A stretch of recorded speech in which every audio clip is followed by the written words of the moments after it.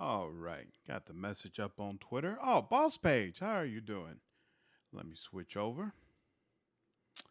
What's going on, everybody? Hope all of you are having a fantastic evening. Sorry, I know I'm a little bit late. I honestly wasn't sure if I was going to stream tonight. I am tired as hell. It's been a long day today. It was a long day yesterday.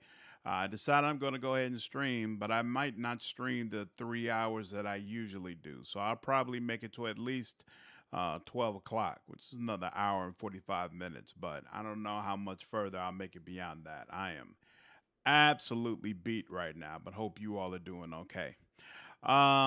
Let's see, let's get into it. So last time we left off, we had finally made it to Defiance Bay.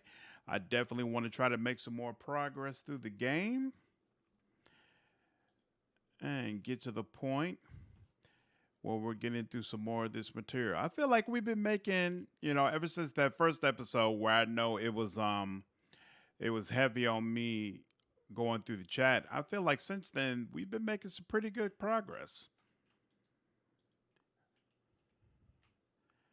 going through this material. A couple of crude beds have been improvised from an assortment of tattered blankets and pillows. Dribbles of some dark liquid stain the fabric. Oh, I remember this. I think this fight is brutal. Absolutely brutal.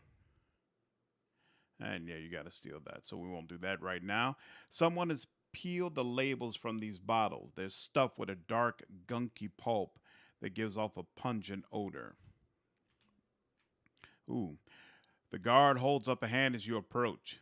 You could turn right back around. The lower floor is all yours, but nobody goes upstairs. Why not? He scowls. Because you'll be breathing through no holes in your neck if you head up there. That's why. Just mind your own business. Once you're on the Ziff, there's not. I don't know how I'm supposed to be pronouncing that word. I feel like every time I pronounce it, I'm saying something different. But let's go with Theth, I guess? Sure, Theth. You're not going to much care where you are anyway. Fine, I'll be going. Right, so I think like damn near everybody in this whole house turns against you when the fighting starts. All right. We'll work it out. We'll work it out. Here. Bring the wolf in so that Ed is not doing everything. All right.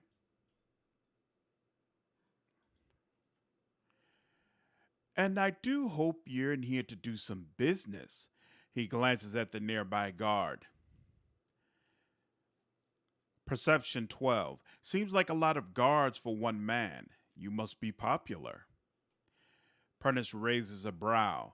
Sure, right. Very perceptive. This business attracts some less pleasant types. Sometimes the clientele gets a little pushy, and every so often, someone even turns out to be snooping into things they shouldn't, and lessons have to be taught. His face shivers with a quick, unreadable emotion. I'm sure you're too smart to get wrapped up in all of that, of course. Flock, what's going on, brother? How are you? How's your night going, man? I keep it simple. If you have the coin, I have the VEF. You're free to make use of the premises so long as you don't do anything stupid and you don't get to tangling with the other customers. Now, Prentice claps his hands together. What can I get you? What is Zeph? You serious? Prentice eyes you with suspicion, then disbelief. That's worth every pound. Pand, my friend. It's incredible. Lets you see your own soul. And you're looking at Defiance Bay's first and foremost, that merchant. Let me have a look at your stock. And he just sells drugs. All right. We're not going to buy that just yet. Uncover what's happened here. Let's do it.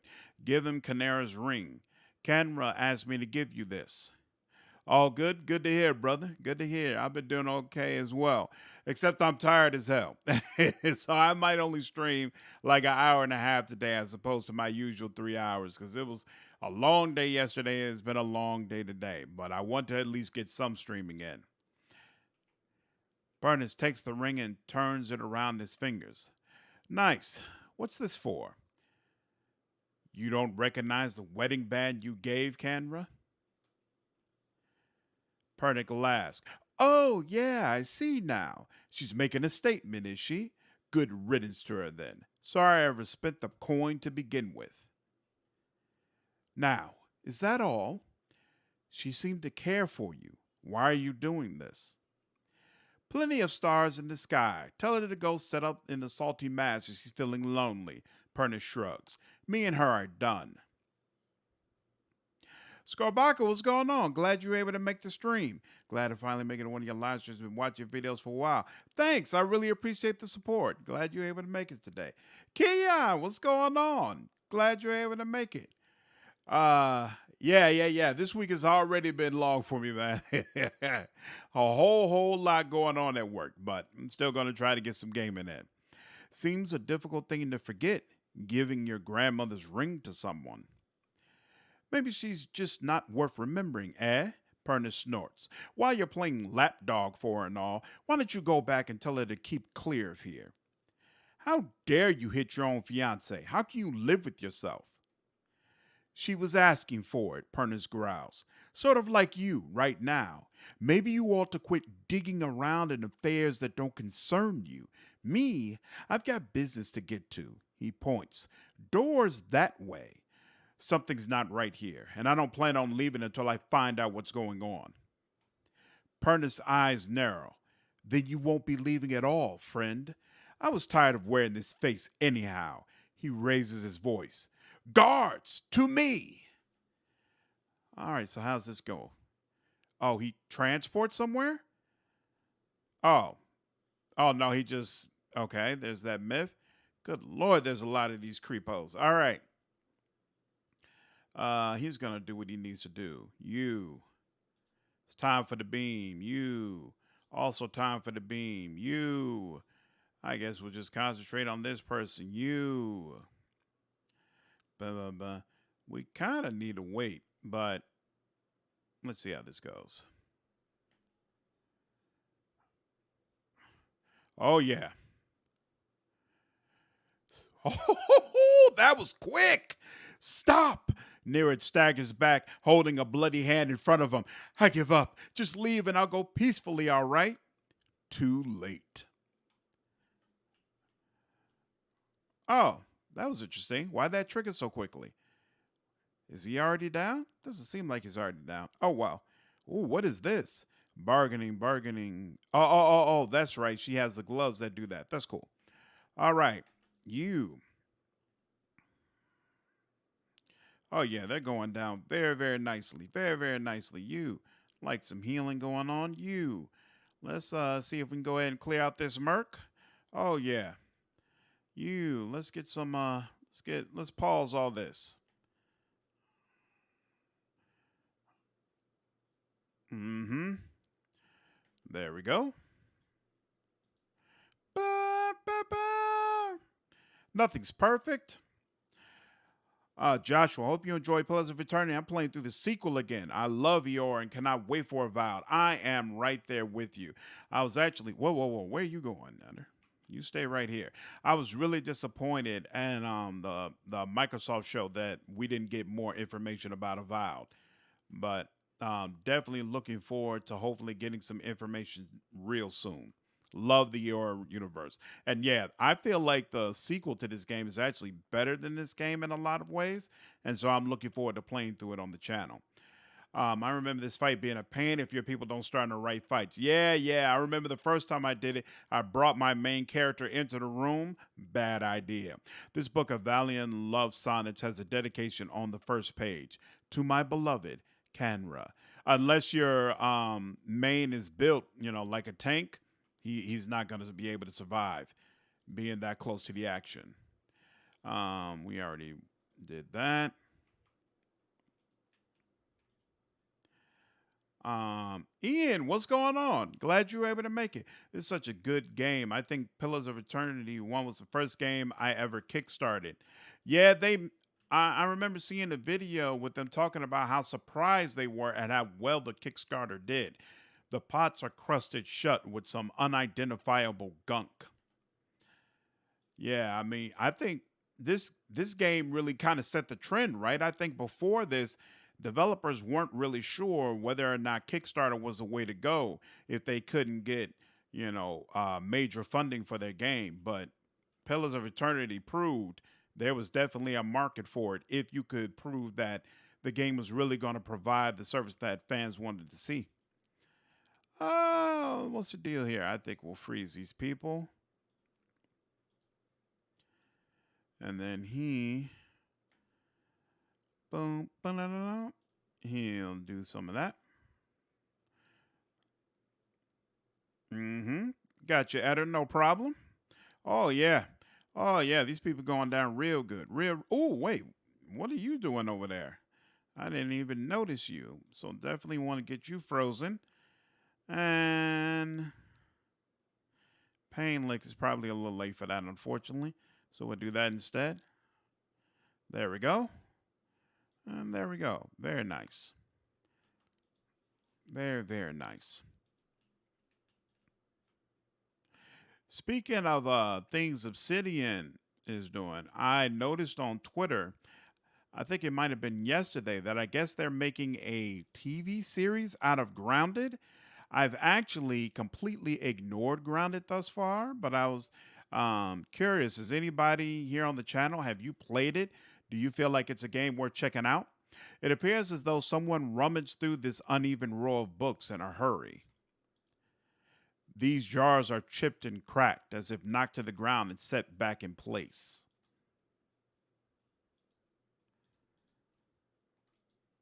And did I pick up a key for this? I did.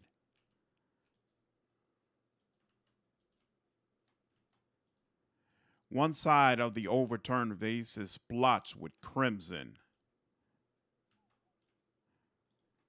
Someone has gathered sheets and towels into a makeshift bed. The rumpled fabric is stiff with blood and unwashed sweat. A man lies, bound and bloodied, on the floor before you. His face is a tapestry of bruises, and blood is spattered across several corners of the room. The man cringes and sobs as you approach. Gods, please, please, no more. I can't take it anymore. I'm not here to hurt you. The man pauses, gazing up at you. You're not? Oh, praise Barath. You're not one of his men, are you? He glances nervously behind you. He shakes his head.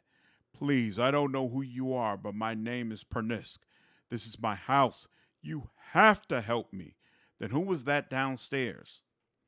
An imposter, some wizard named Nerid. He came into my house, tied me up in here, tortured me, and now he and his men are eating my food, breaking my things, selling this inside my house. He blinks. He just turned up all of a sudden. Pernisk looks away, unable to meet your gaze. You figured me out even faster than my supplier. I may have hung onto a tiny portion of the share, but I needed that money. What exactly happened? He sent over the wizard, Nerid, the man downstairs. Pernisk shudders. To make up the lost copper, I guess, and to hurt me while he was at it. It feels like it's been days. He's already taken care of. Pernisk stares at you. It's kind of weird I wasn't given the option to let Nerid go. You'd think they would let him bribe me or something of that sort, but it just literally the only option I had was too late. There was no evil option available. Interesting. Pernisk stares at you. I can't believe this nightmare is finally over. He grins weakly, then seems to remember something. You've no idea what you've done for me, but... He looks up at you and away again. I need to find my love, Kenra. Only after what Nerid put her through. I'm afraid she won't give me a chance to explain. But she might listen to you. Please, she must be somewhere in Copper Lane. It's the only home she's known. And please, don't tell her about the Zeph. About what I do. I can make it worth your while. A discount, maybe. Canara sent me here in the first place. She did? Pernisk smiles brightly. We could have roughed him up to make him give a discount, but that's not really the type of character I'm playing. That woman helped save my life without realizing it. Please bring her home and tell her that everything is back to normal. I'll go talk to her. I can't thank you enough, truly. How I've missed my poor Kenra. All right. And I think that takes care of this house. If I remember correctly, everybody at the front is an addict. So there are no mercenaries who will go out of this. But let's sneak in here just in case. Okay, cool. And the addicts clear out because they know the jig is up. So now we'll head back to, what was that, a bar where she was sitting at? We'll head back there and inform her what happened. And then I think I still need to come back here again.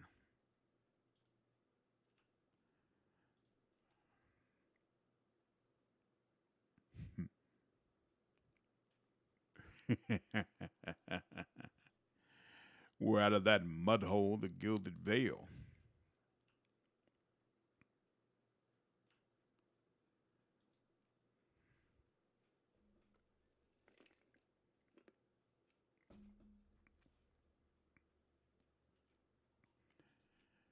And where was she? She was in the back, right?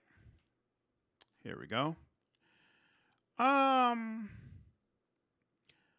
Do I tell her the whole truth? Interesting. What are my options? Kenra looks up at you as you approach. What happened with Pernisk? Did you give him the ring?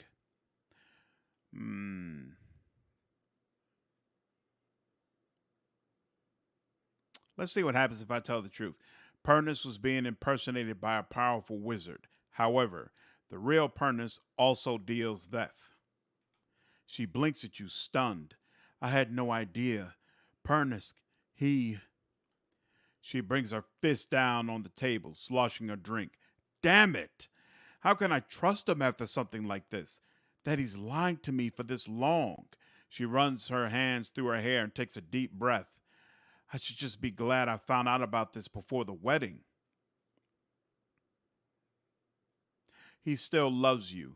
Do you really want to give up on your future together? Perhaps you're right.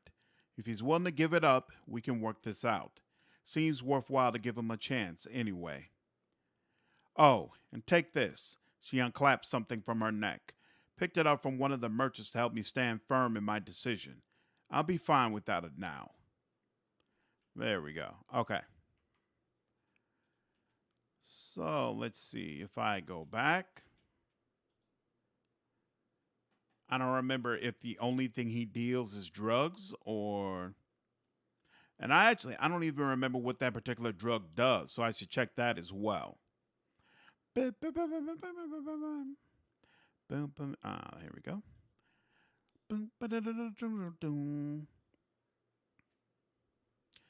And you know what? We're actually approaching a time when I should probably go ahead and rest. I forgot he had that injury, but we'll deal with that later. I don't plan to get into any crazy battles anytime soon. And he should be back at his spot. There we go. Hello again. I can't thank you enough. I have my camera back, and with her beside me, I'll be on the mend in no time. He smiles. Is there anything I can get you? With that discount, like I promised. Let's see what you have. All right, what does this do? 15% attack speed, move speed, -4 resolve. Interesting. My Cypher could potentially make use of that. Not good for Eder, though. All right. Ooh, combat seems to be going much better ever since I got the ectoplasmic blast. What's that thing called? It's not a blast, it's an echo. Ever since I got the echo, especially with 2 people, much, much better. Especially if I have an opportunity to actually space them properly the way I prefer. All right. Let's go ahead and get that. Yep. And enter there. All right. So now we'll search the rest of this area before moving forward. I know there's a gate to the sewers over here, but we're definitely not doing that yet. I remember that place being kind of brutal. The painting depicts the famous scene from The Light of Dawn, in which the traveler and the ghost happen upon a starving man.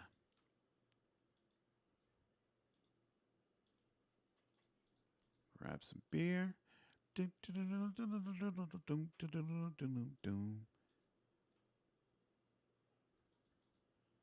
And booking some money. Excellent.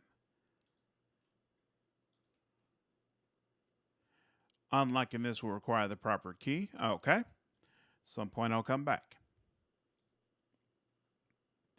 I seem to remember somewhere around here is a place where you can sneak and then uncover some stones with a really good weapon. Then again, for all I know, that weapon won't apply to any of the builds I have right now, but still. And going to the map. This is the dormitory.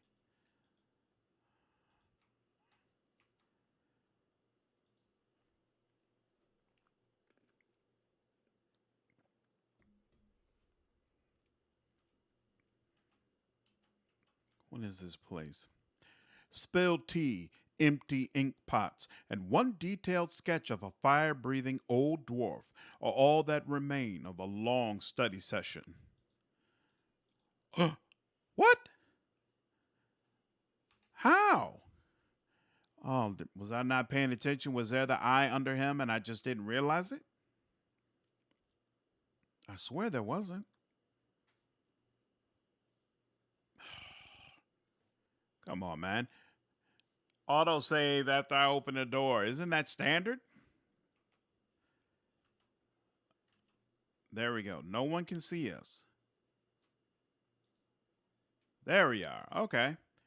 Why did someone tell me why that didn't work the first time? Come on now. All right. The sturdy bunks are topped with thin blankets and even thinner mattresses. And yep, we're good on that. Bum, bum, bum. By Whale's eyeless face, you are one short ogre. But why are you green? And how are you getting the ducks to keep flying around you like that? Survival. Let me guess. You smoked a lot of white leaf? Or did you get your hands on some snowcap? He claps his hands and laughs. Snowcap. Snowcap. So few people know Snowcap, much less ogres. He beams at you and nods his head. You're a scrivener? He nods. Yes, I am a scrivener. I read books. I write books. I once ate a book, but only because it looked like sweet pie. Or perhaps it was sweet pie baked to look like a book. Interesting. Oh, I'm also a collector of herbs, flowers, plants. I sell them. Mostly I eat them. Tell me about the dormitory. It's where the scriveners who work at the Hall of Revealed Mysteries sleep. I'm a scrivener. He sniffs. This place smells like old stockings. Show me what you have for sale. Oh, let's rate the ripple sponge. Cool. Nothing that I would buy, though. All right.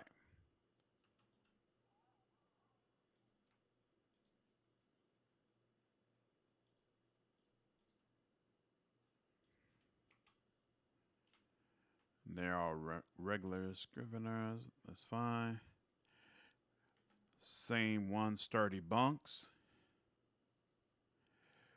Richie, what's going on? Glad you're able to make the stream. Yeah, I had really good memories from this game as well. That's part of the reason I decided I wanted to play it.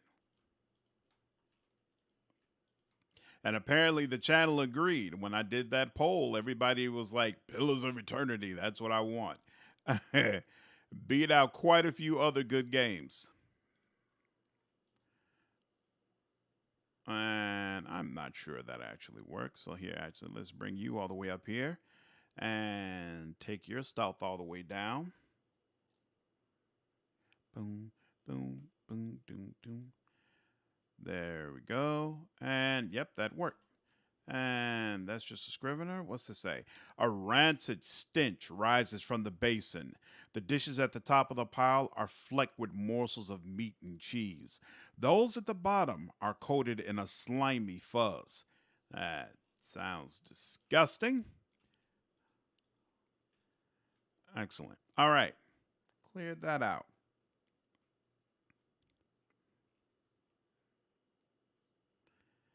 I think there's only the sewer quest left in here. Let's see what other places. Oh, what's this? Right, those the catacombs. That's what I keep calling the sewers.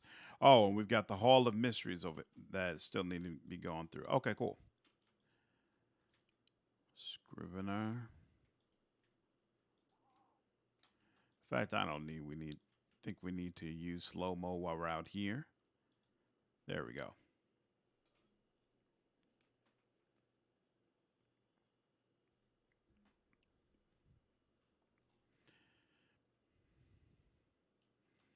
I would happen to agree with that. Let's save here just in case we screw something up. Ooh, wait. We got someone to talk to right from the beginning. The woman barely glances up from the tomes on the table as you approach. You're welcome to browse the stacks, but mind that you keep your voice down. This is still a temple, after all, and Grimda doesn't tolerate disorder. Tell me about yourself. She throws her broad shoulders back. I am a scrivener and a devotee of Whale. It's my duty to look after our records and resources. Her chest swells with pride. Anything else? This is a temple. It looks like a library. Her eyes grow wide and round. That's because it is. Whale is the god of mysteries and answers, encryption and decryption, concealment and revelation. She raises her hands to the rows of shells. Its guidance comes from the understanding of the unknown and the protection of hidden knowledge. The Hall of Revealed Mysteries was built to celebrate that. Fascinating, isn't it? Temples dedicated to Whale tend to hold vast stores of knowledge. We use that knowledge to unravel and preserve the mysteries of the world. Who's Grimda? Fexa speaks reverently. Why, she's the High Archivist. She's one of the most accomplished scholars alive today. Nothing goes on here without her knowing about it. Almost nothing, anyway. She scratches behind her ear. You should probably tread lightly around her today. LT, what's going on? Hope you're having a good evening. Glad you were able to make the stream. Farewell. All right, let's see. Oh, okay. So if she comes up over, actually, no, here. Can he just go ahead and do it? Hey, he can just go ahead and do it.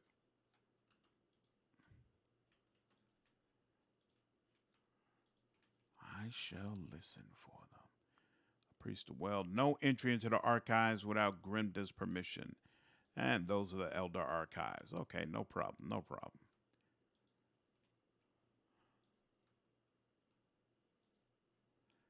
Take more books there, and more books there.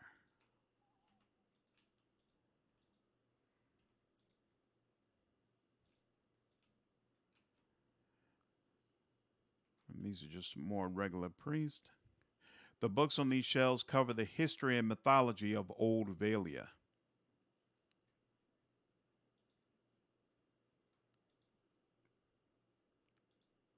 These titles all refer to Glanfathan mathematics and advanced geometry. The symbols on these pages writhe and shift. They're dizzying to look at. I didn't know Glanfathans were considered masters in mathematics. They're always referred to in such a savage manner. There we go. Let her stuff go down because I want to see if you can pick this. I still don't know how much stealth she actually needs to be able to steal things like I want her to. You know what? She actually did pretty well there. So maybe she already has enough, and I just don't realize it yet. Nice. That works for me. Save here. There we go. Still nothing. Excellent. A priest of whale here. Dag. I don't think I'm going to be able to get some of those. That's unfortunate. Then again, this is all stuff. I think I think in this game, books are not necessarily all that profitable to sell. So this stuff may not really matter. Someone's been reshelving improperly. When Fexa finds out, and what does the flame reveal? Impossibly, this painted eye seems to move whenever you turn your back. Whale. Absolutely love that deity. I think he's one of the most fun ones in Deadfire. Just a joy talking with him. An elderly dwarf surveys the stacks. Her skin looks as tough and wrinkled as a walnut. Despite her stature, she manages to look down her nose at you. You're welcome to look around, but let the priests and scriveners continue their search. She shoots the nearest robed figure a withering glare. Wouldn't do to give them any other excuses. What are you looking for? Maybe I could find it. She sizes you up, stroking her chin. Could you now? She scowls at the robed priest again. You certainly couldn't do worse than this lot, anyway. Thieves made off with an ancient scroll of whale. They intend to blaspheme me by selling that which should remain hidden, a secret of the 100 visions. Her wiry eyebrows arch over her spectacles. The guards caught one of them, but were overzealous in their interrogation. All they could piece together was something about a farmhouse and the road to Deerford. Track the thieves down. I don't care what you do with them, but bring back the scroll. Whale rewards the persistent seeker, and so do I. What else do you need? I had questions about the missing scroll. Camera, what's going on? Hope you're having a good evening. Glad you're able to make it. Ask. Perception. It seems odd that a few burglars managed to steal from a place like this. Grimda huffs and squares her shoulders. Some secrets Whale keeps even from me. Tell me what you know about the thieves. Very little, except that they were foolish to believe they could steal from the god of secrets. That, and they were fleeing to a farmhouse. How should I handle the thieves? However you can. Kill them, rob them, leave them, it makes no difference to me. She waves a hand and smiles grimly. I'll consider it one of Whale's mysteries. What's so special about this scroll? Whale is the god of secrets. If I told you that, it'd cheapen it, wouldn't I? She cackles. It's a parable, the kind that nourishes the inquisitive mind and poisons the foolish. Let's talk about something else. What else do you need? Tell me about yourself. I am the High Archivist of Hall of Revealed Mysteries. She coughs loudly into her fist. And I am too old and too busy to be bothered with inane questions. I'd like to know more about Whale. Her smile reveals a row of crooked teeth. That's the rub, isn't it? Whale is the god of things hidden and revealed. The more of the 100 visions he sees, the more one has yet to discover. Though we often call Whale he who sees and is not seen, it is neither male nor female. To assign any definitive characteristic to Whale is to miss another essential part of its divinity. Just woke up but not going to work today because I'm out. Months break to the new job now. Nice. You get a nice little extended break to be able to do what you want. I know that must be a good feeling. The 100 visions. A term of reverence for Whale's many revelations. Despite the name, they're infinite. Each epiphany leads to yet another enigma. And I thought I was busy. Farewell. Awesome. Okay. I was a little confused. Where am I supposed to get that broken scroll from? Quest task, the parable of Whale. Track down, receive an abandoned farm on the path to Deerford. An abandoned farm. Okay. I'll try to remember where that is. I am high.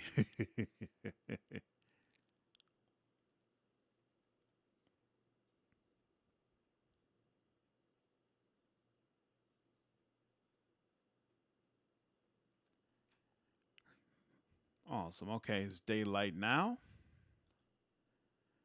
Come out here.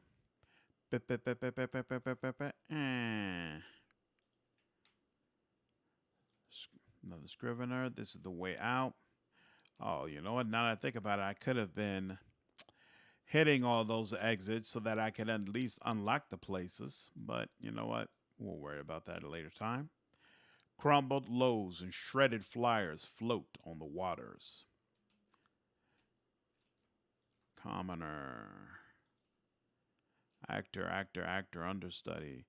L- Lamdala. The statuesque woman has a gaze that could cut stone.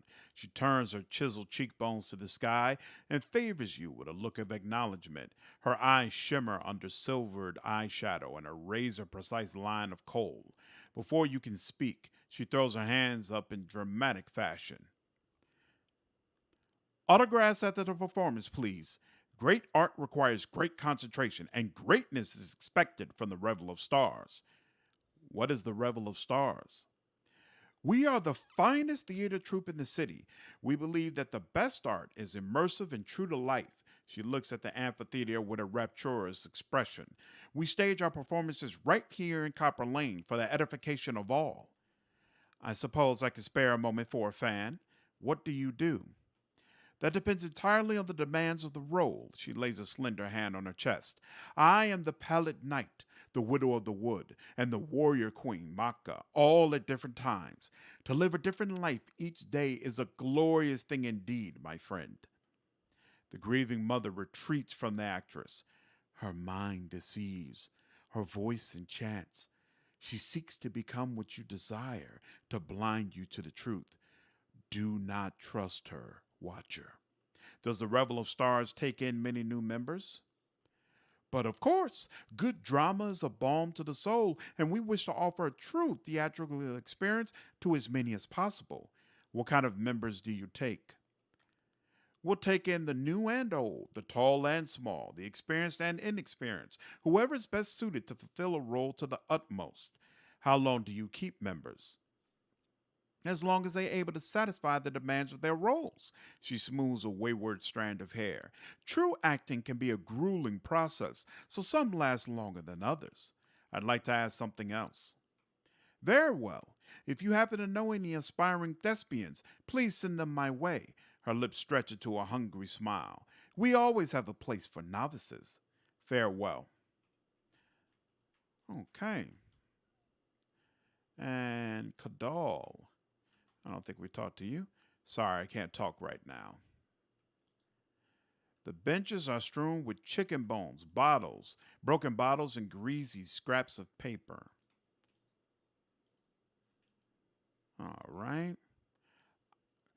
Tragically, they pay an exposure.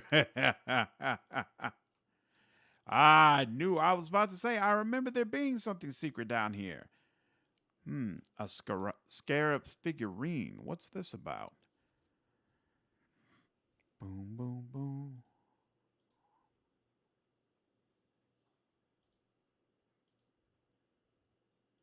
Where is it? Oh, here it goes.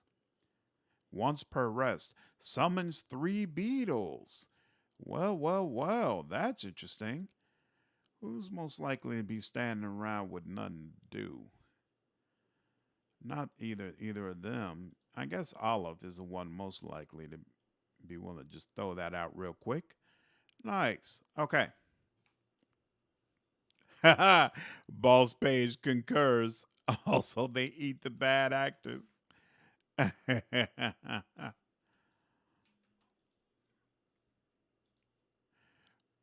Oh, same deal as before. Okay.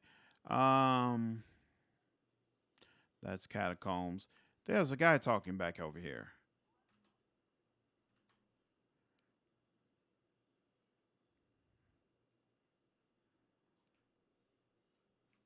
There we go. This guy. What do you have to say? Dalton. This elderly man paces back and forth, taking short, hobbled steps. His gaze is distant, and beneath it are the dark rings of many restless nights. He appears to be having a conversation with someone who isn't there. Marcia, what's going on? Glad you were able to make it, man. I hope you're having a good night. And the way you fought, cutting down 2 at a time, we shared quite a victory, you and I. Who are you talking to? The man looks up at you, startled. By the flame. For just a moment I thought I heard her. He puts a hand on his chest, catching his breath. What troubles you? Just the memories of my youth and the North Watch Rangers, trials and adventures from a lifetime ago. He shakes his head. Of late, the memory of lost battles and fallen friends has been especially vivid. Tell me about these memories. It's been nearly 60 years. We were known throughout the Deerwood then. We thought we'd adventure together forever, collecting coppers and inspiring songs. The wrinkles around his eyes deepened. That was until we faced Helig of Thane. He was a wizard whose experiments in necromancy left a trail of bodies, some reanimated, from Solace Vale to Midwood. We tracked him as he fled towards the Valiant Republics, catching him just west of the Lake of Drowned Tombs. We were fools. Seasoned as we were not prepared for his foul magic. Our numbers were nothing against his power. A wiser man would have ordered a retreat, not me. By some curse of the gods, I was knocked out, and when I awoke, my rangers, my Roni, they were all dead. He holds empty air in his arms. Who is Rowena? My friend, my comrade in arms, and my love. We'd planned to adventure together until we grew old enough to settle down and enjoy our fortunes. Young as we were, we couldn't imagine anything would tear us apart. I saw Everything Everywhere All at Once. It's a good movie, but it convinced me actors are insanely overrated. If you get a guy 40 years out of retirement, he performs well. Thousands of people off the street could be actors as good as any current star. Sometimes I've seen an actor who really makes a movie better. But I think we've also kind of gotten away from actor superstars. Like it used to be, you had these actors who were considered anchors and everybody wanted to have them. Doesn't seem that way anymore. A lot of times they're willing to take actors who are more so considered middle of the road and let the story and the content of the movie actually sell the product. Ooh, you finished Wasteland 2, LT, so what did you think of it? I keep hearing that it's vastly inferior to Wasteland 3, so I was just curious.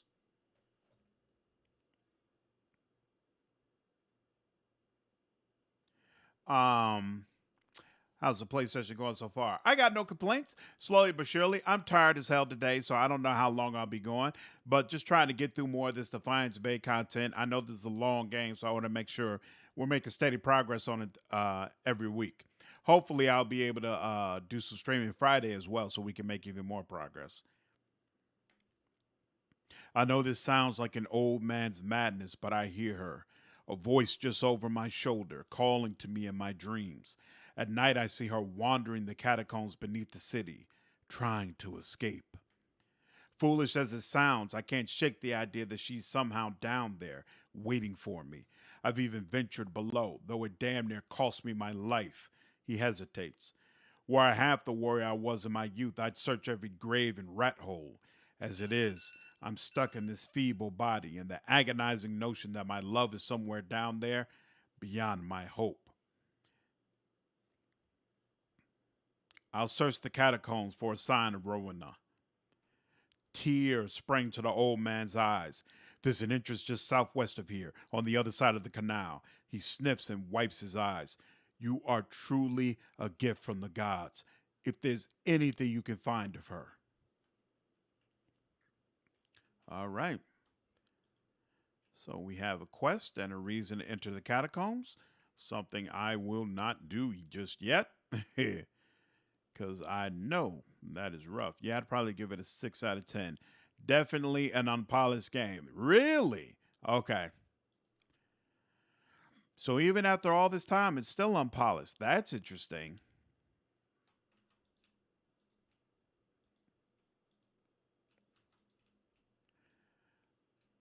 That's good to know.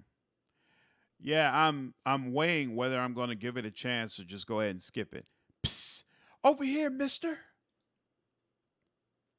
A young boy watches the passerby and counts a grimy handful of coins. His face and arms are smudged with dirt, but except for the grass stains, his clothes are in good condition. As you approach, he blinks and makes a quick, furtive effort to pocket his coins. Hey, mister, want to know a secret? He wipes his nose with his sleeve. I know a real good secret. Looks like we got a little hustler here. Someone raised this kid right. Really? What is it?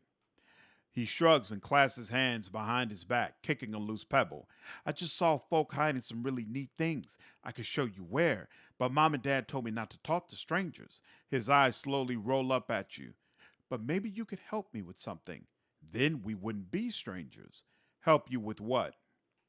Gordy's voice suddenly rises in pitch and tempo. The Crucible Knights have these daggers made out of marked steel. It's the best steel around, except for Durgan steel, which doesn't count because no one makes it anymore. He stops long enough to catch his breath. Anyway, there's this merchant over by the expedition hall, and he has a dagger made of real marked steel. His eyes grow large and round.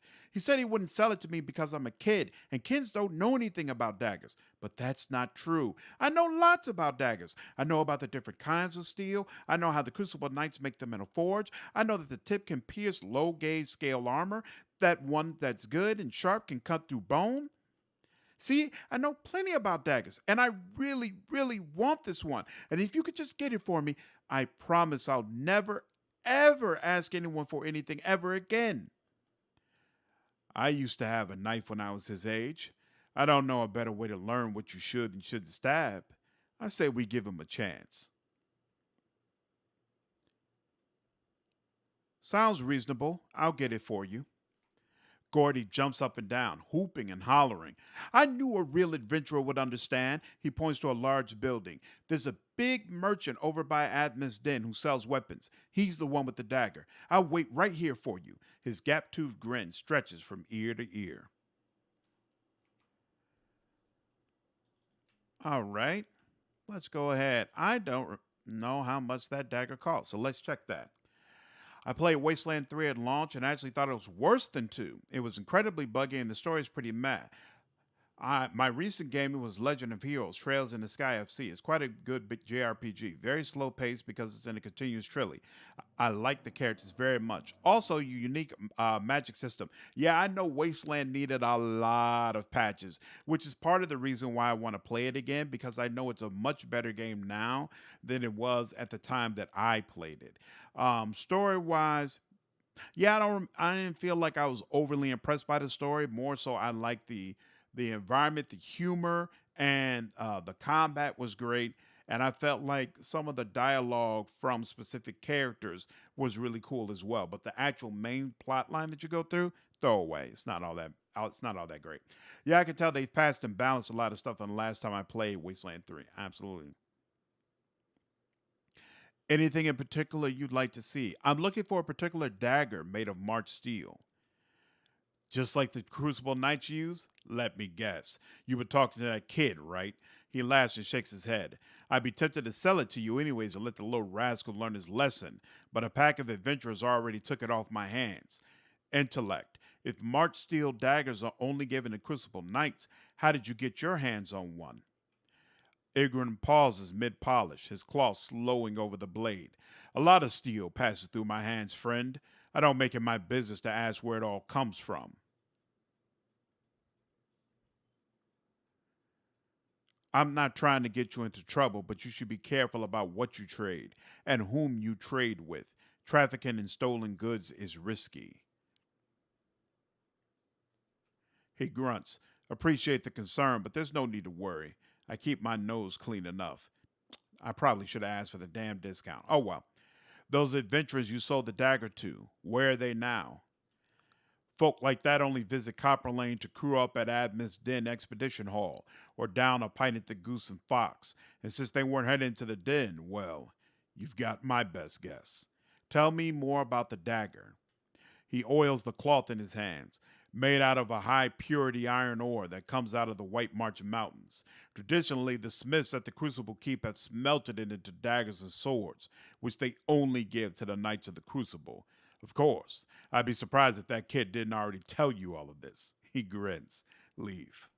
Okay. Let's see if they're at the Goose. You ever end up checking out those bands I told you about on Monday's stream? Nope, I haven't had a chance yet. Like I was saying at the beginning of the stream, I've actually had a crazy busy couple of days. So I'm exhausted right now and not even sure how long I'll be streaming. You can't give her that, she screamed. It's not safe. It's a sword, said the Hog Father. They're not meant to be safe. I'm pretty sure I get some sort of option to make the dagger more safe for the kid. If I don't have that option, I got to figure out what skills give me the option. I'm not going to give it to him until then. I love Wasteland 2. Played it all the way through 3 times. Couldn't finish 3. It was too repetitive. Really? So you so that's 2 people who like Wasteland 2 more than 3. Maybe I really do need to go ahead and check it out. Okay. What do you mean when you say repetitive? From the standpoint of it's combat over and over and over again? Did you buy a March steel dagger from Ingrid? He displays the blade on a flat palm. I did, and a fine piece it is. I don't know of any more circulating in the city, outside the steel in the Crucible Keep, of course. I was trying to get it for a kid named Gordy. He blinks and kicks his feet off the table. A kid? This isn't a toy, you know. Get him a wooden sword. The oiling woman leans over and punches his arm. Come on, Wexel. If our friend here is willing to pay, what's the harm? Plenty, actually. That kid will probably poke his eye out. Besides, I plan to use this dagger. How much would it take for you to change your mind? He turns the blade in the light, admiring it. Seeing as how there's a sudden demand for this, 100 pans seems fair. Intellect. Demand isn't as high as you think. Chances are good that dagger was stolen or looted off of one of the knights. In that case, I'm probably doing you a favor. He frowns. Can't be too careful around the authorities these days, especially as an Orlan. Fine, I'll sell it, but not for less than 50. I'm getting my money back at the very least. Deal. He hands you the dagger, hilt first. Pleasure doing business with you. Is there something else you wanted? Leave. Oh, that was painless. Caleb, how are you doing? Glad you were able to make the stream. What difficulty did you play? I'm running on max supreme jerk difficulty right now, and it's better. Argo, well, what's going on, man? I can't stay up to watch since I have to work in a few hours, but hope Pillars of Eternity is going away. Pillars of Eternity is going great so far, man. Hey, I'm pulling for Rat Folk to be added as a race when the Enhanced Edition comes out. We'll see, man.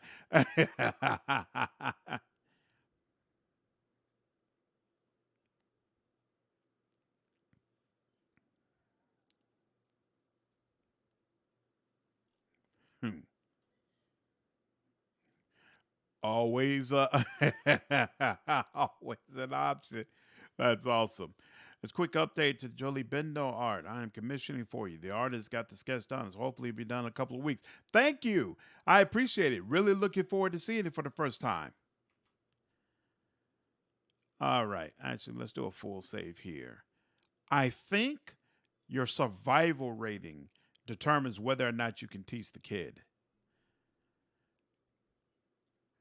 Gordy bounces on the pavement. Did you get it? Do you have the dagger? Can I see it? I have the dagger right here. Gordy stops bouncing and stares at it, gaping in awe. It's so sharp. Give Gordy the dagger. A deal's a deal. Oh, survival 4. There we go. God dog it.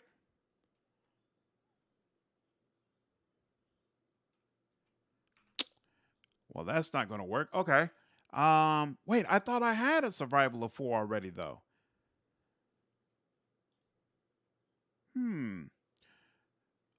Yeah, the combat. I think they try and make games too long these days with DLCs, etc., just to make more money. I think I played 3 at second hardest. Interesting. Yeah. Okay. The constant combat. It's always funny when NPCs try to bargain. Sir, I'm an infinitely wealthy slaughter machine capable of buying countries or grinding them into dust. I only talk to you because it's worth a couple XP. Essentially. I only have survival 3. That's interesting. So, next question. Whoops. No, all of that. Boom, boom, boom, boom, boom. None of this actually. I just want a temporary boost of survival, but I don't think any of these potions or stuff that I have will actually do that. That's a +1 in Constitution. Boom, no, no. Yeah, I don't think any of these increase survival. Confused, dominated, charm, perception. Ooh, +3 survival. And it requires a 4 on lore. I don't have a 4 on lore yet? No, I got an 8 on lore. What's the problem? Oh, okay. Now it's, for whatever reason, for a second there, didn't look right. Okay. Boom, boom, boom. There we go. Let's try this out. I have the dagger. Hey, survival 4. Slowly hold out the dagger, pommel first. Listen first. When you're not using it, keep it sheathed or it will rust. Don't show it off or someone's going to take it away from you. Or worse, it's a weapon, not a toy. Understand? Gordy's hand trembles as he restrains himself from snatching the dagger away. He nods, holding the dagger in his sheath. I'll take good care of it, I promise. So, about that secret, Gordy puts up his hands to his mouth and whispers loudly. I saw one of the actors hide something under a loose stone near the theater.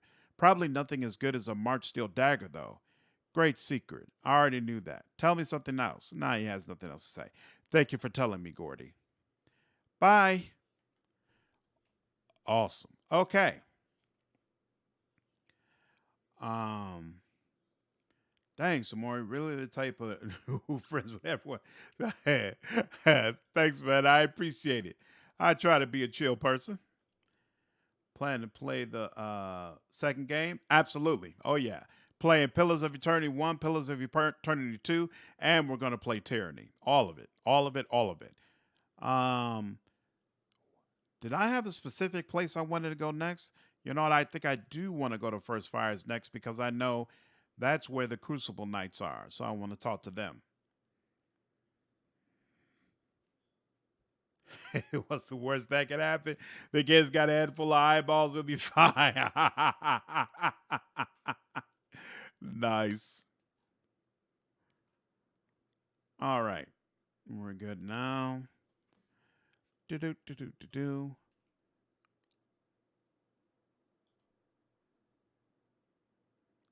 And okay, so we just came from Copper Lane, and we've been to that bridge before, right? Okay, cool.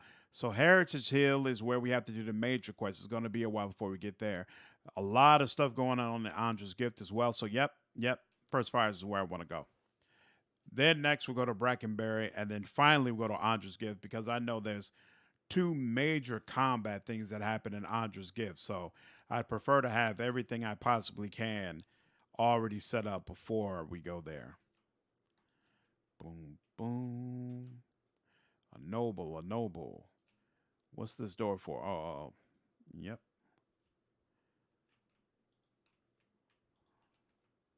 Another ship lost. A Valiant merchant vessel dashed against the merciless rocks. No survivors. Still Andra's beacon lies dormant. Its door is barred to all. The waters claim many souls this season. Even the most daring of adventurers must keep up their strength. The stones of this ancient tower have been blackened by centuries old fires, surrounded by a patch of wildflowers. It looks like a memorial. Noble, noble. Just a car.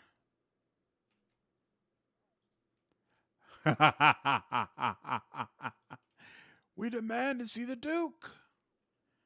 You demand nothing.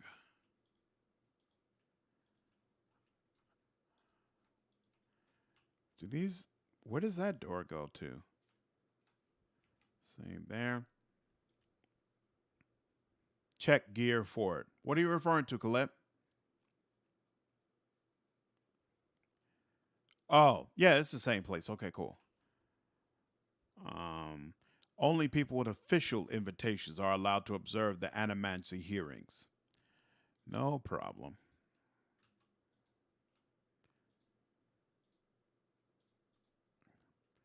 Sooner or later, I'm gonna get around to selling all this stuff. I commissioned some art, but it takes forever. The drawing of Arilu from Wrath of the Righteous and Suzuka from Ranch practicing magic together arrived, but Reset from Ranch having a tea party with Caleb from Vampire the Masquerade Swan Song is a few months away, but got my avatar done. Finally, a personal avatar. That's awesome. Uh, on Twitter, send me your Arilu drawing. I'm curious to see what it looks like.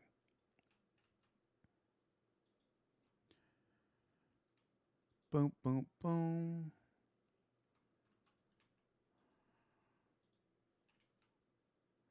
Ooh, is that theft? It is theft. Yeah, that's not happening, right? Let's see if she goes. If she's all the way down. And I thought you didn't like Swan Song. You're a fan of Caleb? Do you have any thoughts on if you might play Plant? Yeah, that's not happening. Definitely, definitely. Um, do you have any thoughts on if you might play Planscape Torment at some point or the Neverwinter Night series? I think the Baldur's Gate series are better story wise, but they are still good. Planscape Torment, I am definitely going to play. I've actually never played it before, so that might end up being the first game I play on the channel that we'll experience together.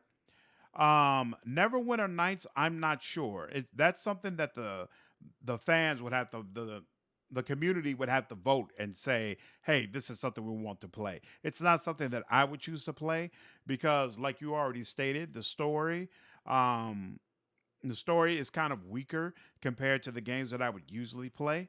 So the community would have to strongly say, "Hey, this is something we really want you to play." Don't steal in the palace. I'll try to, yeah, I guess I'm not going to be able to. Everybody's standing around stuff. Yeah, I keep hearing that Planscape Torment is like one of the best stories possible in gaming. So definitely plan to play it. But from my understanding, also from what I've heard, like combat is really weird. Like you almost might not have to do combat, and it's easy to create a build that's really bad. So I don't know. That's a game I might have to do some research on before I play it. But I definitely do plan to play it at some point. A taciturn man with graying hair pores over a tome he's just withdrawn from one of the shelves. He glances up at you with baggy eyes. Yes, is there something I can do for you?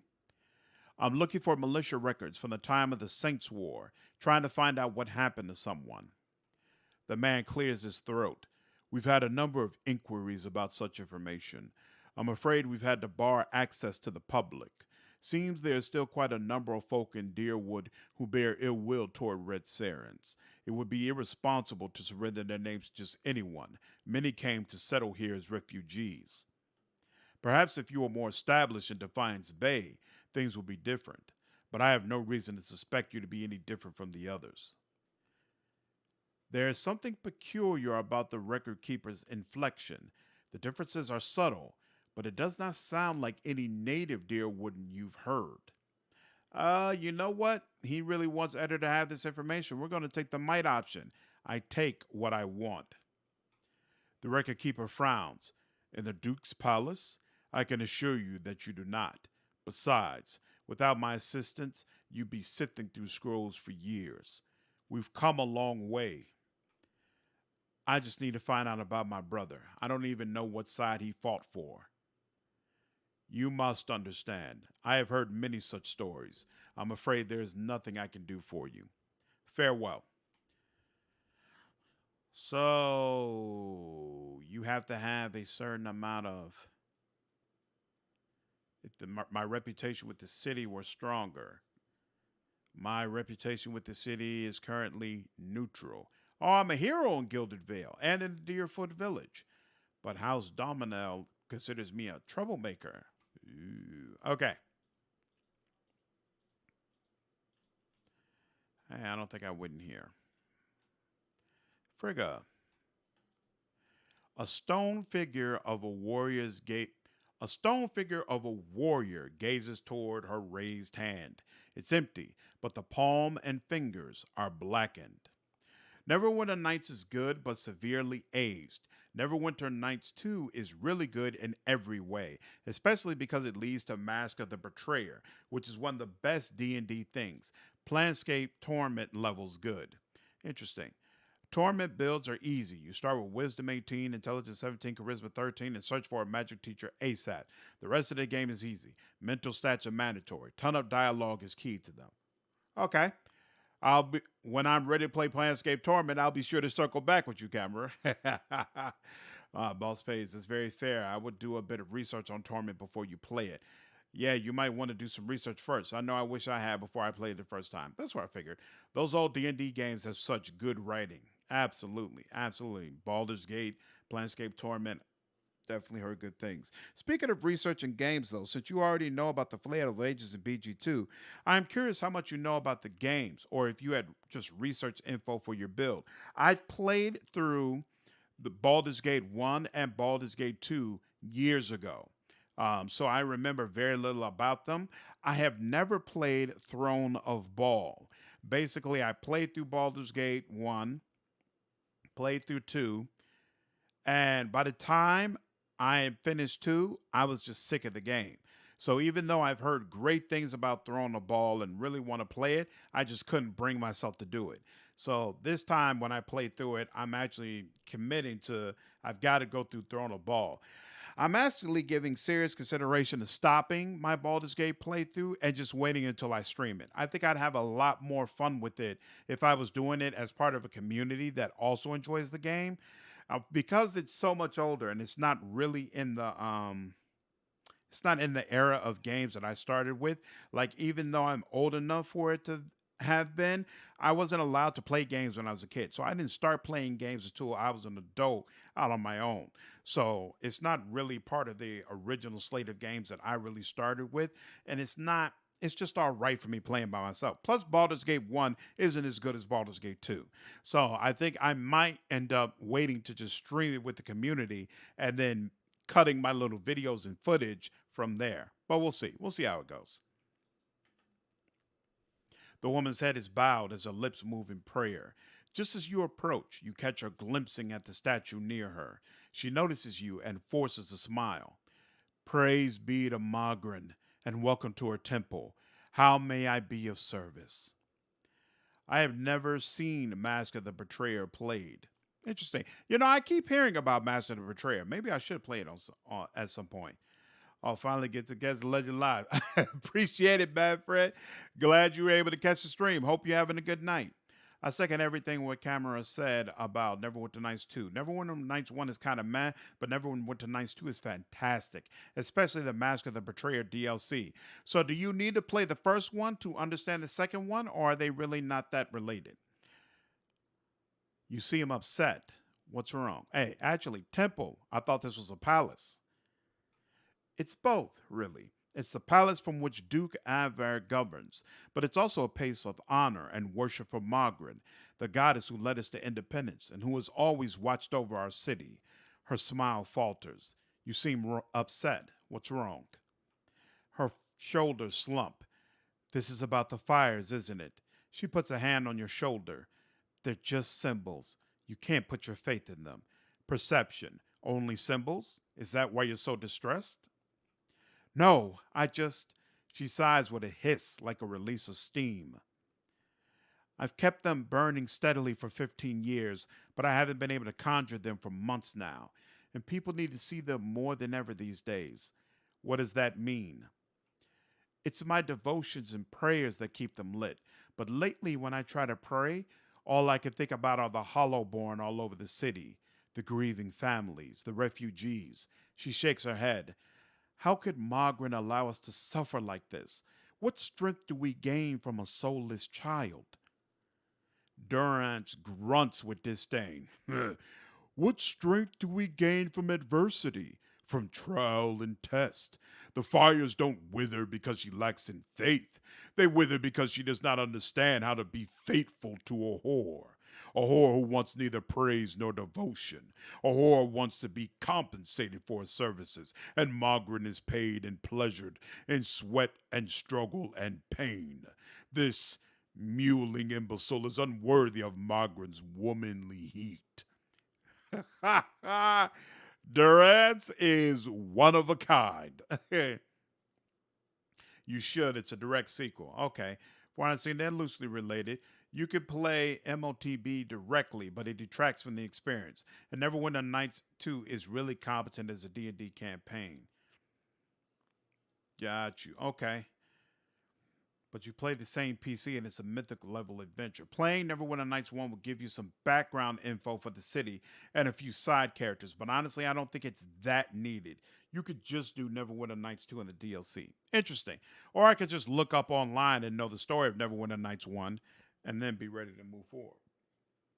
Or hey, the channel might vote and say they want me to play the first one anyway. And this is Shaking Your Faith.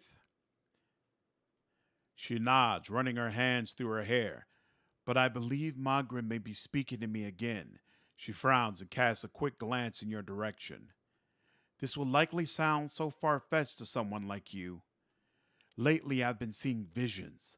A place in the wilderness with pools filled with sunbursts of color, strange falls that seem to rise to the heavens even while they splash into the earth. She raises her hands as if framing an image of her vision, and behind the falls is a cave filled with fire and heat and danger, and some token of my goddess. I know there's something there, but where it is or how I'd get there, she shakes her head. I've been meaning to ask around at the expedition hall to see if anyone recognizes the description. To be honest, though, I don't know what I'd do even if I found the place. Huh. Worthless, like so many of Margaret's flock. Afraid of her god's test. If Margaret speaks to her, it is to hasten an end to a hypocrite's life, and this vision is surely a death trap for the weak. What's the significance of the sacred pyres?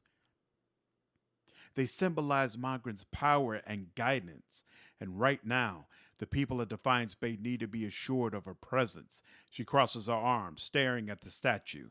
Our neighbors in the Valiant Republic see us as superstitious, but we're just sensitive to the signs and warnings of the gods. Something else? I'd like to know more about the temple here. Margaret is the most revered goddess among us, dear Woodens, so it's no surprise that her temple is part of the ducal palace. Her fires symbolize trials, revolutions, and the blazing of new paths, all of which are important to us. She gestures to the statue. This is the first of the sacred pyres. When this is lit, so are the rest around the city. Present the burning stone. I journeyed to Searing Falls myself. This is what I found there. She takes the stone in her hands and gasps. By the flame! Do you know what this is? It's a fragment of the Godhammer bomb. Yes. She turns it in her hands. The very weapon that Margaret herself helped us build to defeat Wadwin in the Saints' War. She turns the stone in her hands, gazing into its bright glow. It's weird seeing it right in front of you like that. Before it was just stories, never seemed real. Yet her mouth twists into a frown and the orange light carves deep shadows across her face. So why don't I feel any differently? What good does this do? Her knuckles whiten as she tightens her fingers around the stone. What's a mythic level adventure like Pathfinder? You say one of a kind, I sell inside. 20 plus, say no more. I see. Yeah, streaming Baldur's Gate might be for the best. I would love to see you play that live. Last question to bug you.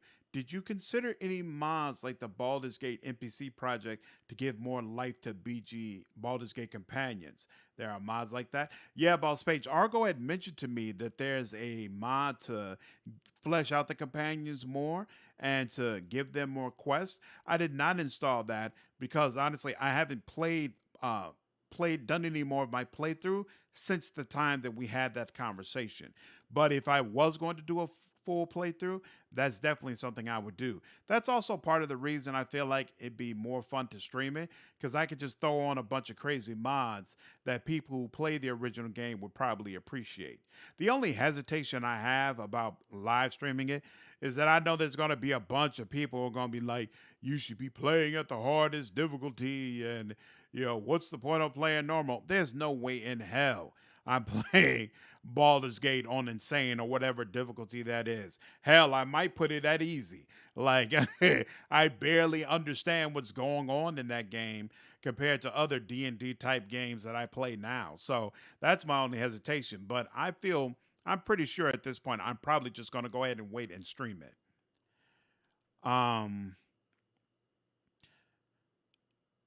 Margaret is the God, and you were sent to pursue the vision. You prove you prove yourself faithful. Perhaps she's trusting them again to end the legacy. She entrusted the God Hammer to her followers. Perhaps she's trusting them again to end the legacy. Transformation through trial. She turns the stone in her hands. It isn't an easy answer, but I would expect no less from my goddess. This woman hasn't been tried at all. Would that we were alone, I would take it upon myself to instill real transformation. Wow. Durats. Durats. As she looks at the statue, a flame springs from its raised hand. One of the things I've always loved about Margaret is her affinity for fire, how it grows and spreads. You feel the warmth from the fire rippling across the room. You've given me what I need. I'll make sure to give the people of Defiance Bay the support they need. Now, let me give you something you might need. She disappears, returning quickly with something in her hands, a weapon worthy of the goddess herself. Please accept it as thanks for your service to Margaret and to me. Thank you. Farewell. Unforgiven. What is Unforgiven? Is that this? Unforgiven. Ooh. Plus 20% attack speed, plus 25% burn damage. You know what? This sounds like something you might benefit from, sir. Ooh. Okay. Still no level ups though. All this XP we're getting, no level ups. Um, you have to add more interactions. All remember, Baldur's Gate mechanically is cleric and mage dual class is brokenly OP. Yep, a lot of things with mage seem to work really well in the game. Um, okay, that's the Valiant Embassy, and okay, and we haven't been to the Crucible Keep. Let's go to the Crucible Keep first.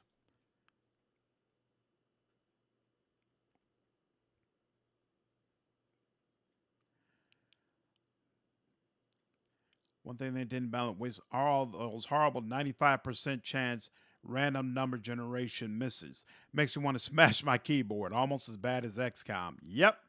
Not pleasant, not pleasant at all. Never listen to that stuff. Yeah, I don't. I ignore it.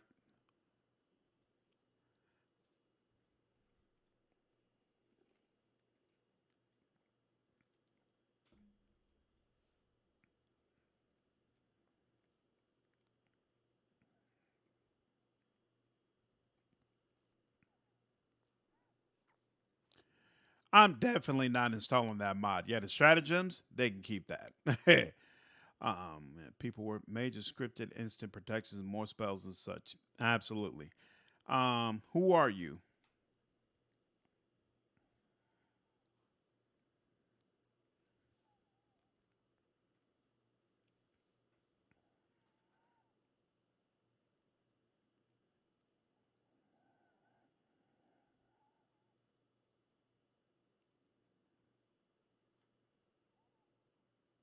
It's truly a pity to see what the locals have done to Wodoka's house of worship. I was told I'd find the temple of Wodoka here.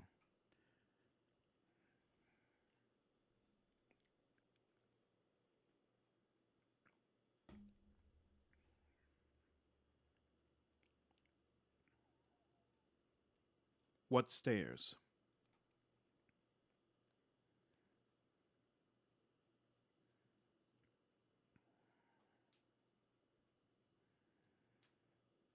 Tell me where I'd find an entrance to these catacombs.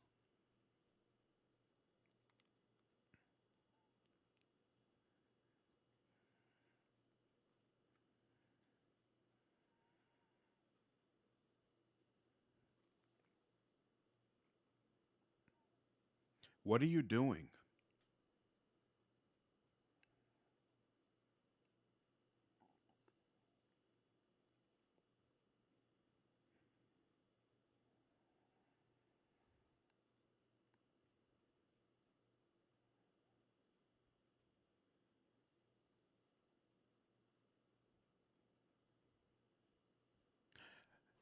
Agree, camera. I actually went with fighter mage, so I was the Kensai, and then I plan to go into mage as soon as I hit either level 7 or level 9. I'd like to know more about Wodoka.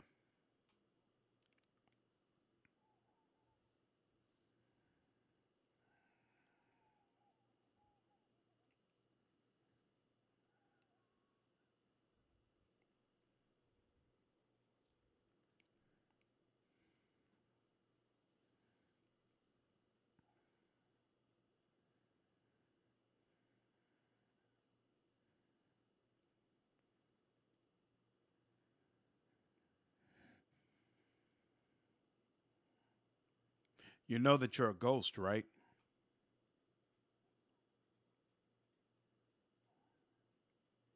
I'm serious. Just look at yourself.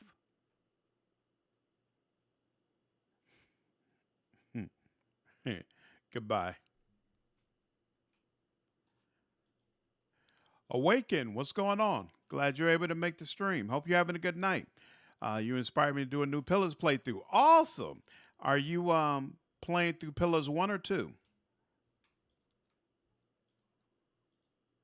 Weeds grow thick and full, untroubled by the passage of kith.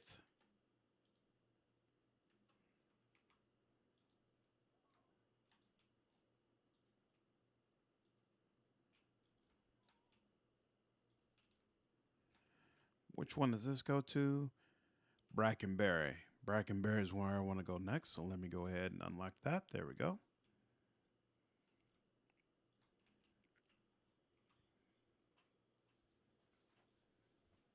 Enter.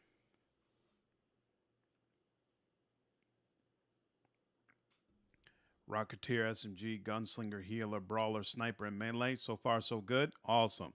Yeah, I love being a sniper in Wasteland 3. Such a bit of fun. Absolutely fan to both. Hit Defiance Bay today as well. Awesome. I'm trying slowly but surely to plug through this. Aldmar gives you an appraising eye. Judging by the scars on his face, he's lucky to be able to do that much. Every day we get more from the hinterlands pouring into Defiance Bay. Keeps us busy on the watch, it does. You look like you recently arrived yourself. Who are you? A soldier of the Crucible Knights and proud of it. I keep everything running at the keep so that Commander Cliver can focus on more important matters. Looking for something, or just knocking the dirt off your boots? What goes on in Crucible Keep? This is the headquarters of the Crucible Knights, so it's where we store arms and armor, as well as where many of our soldiers bunk. Commander Cliver's in the back, making plans, as usual. He scratches a scarred cheek. You'll find the forge at the west end of the building, along with our master smith, Dunstan. There's also a shrine to the Golem, if you're the praying type. Tell me about the Crucible Knights. We're the defenders of Defiance Bay. We're not exactly a formal knighthood, but don't tell Commander Cliver I said that. He grins.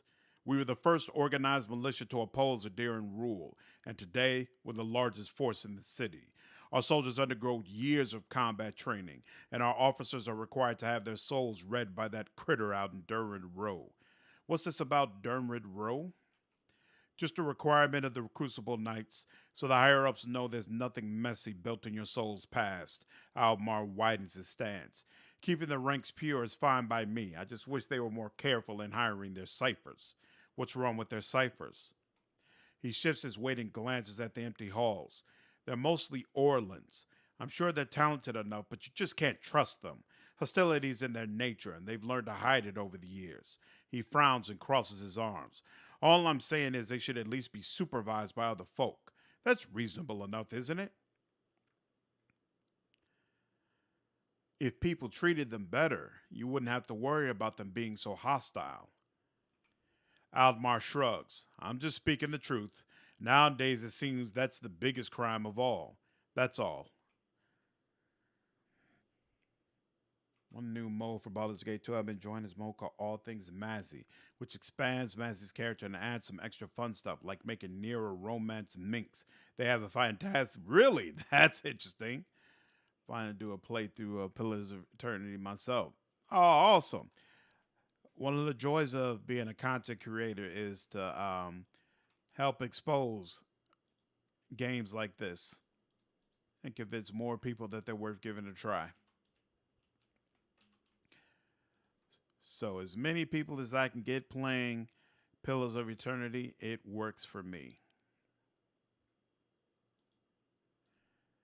And awesome, there we go. And what's going on here? Tongues of flame lick at the forge, hissing with smoke as hot as a dragon's breath.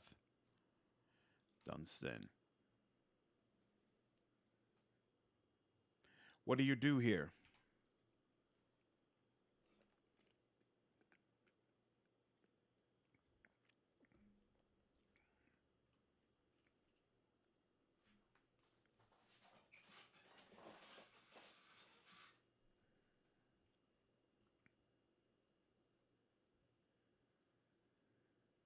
Something else on your mind? Tell me about the knights.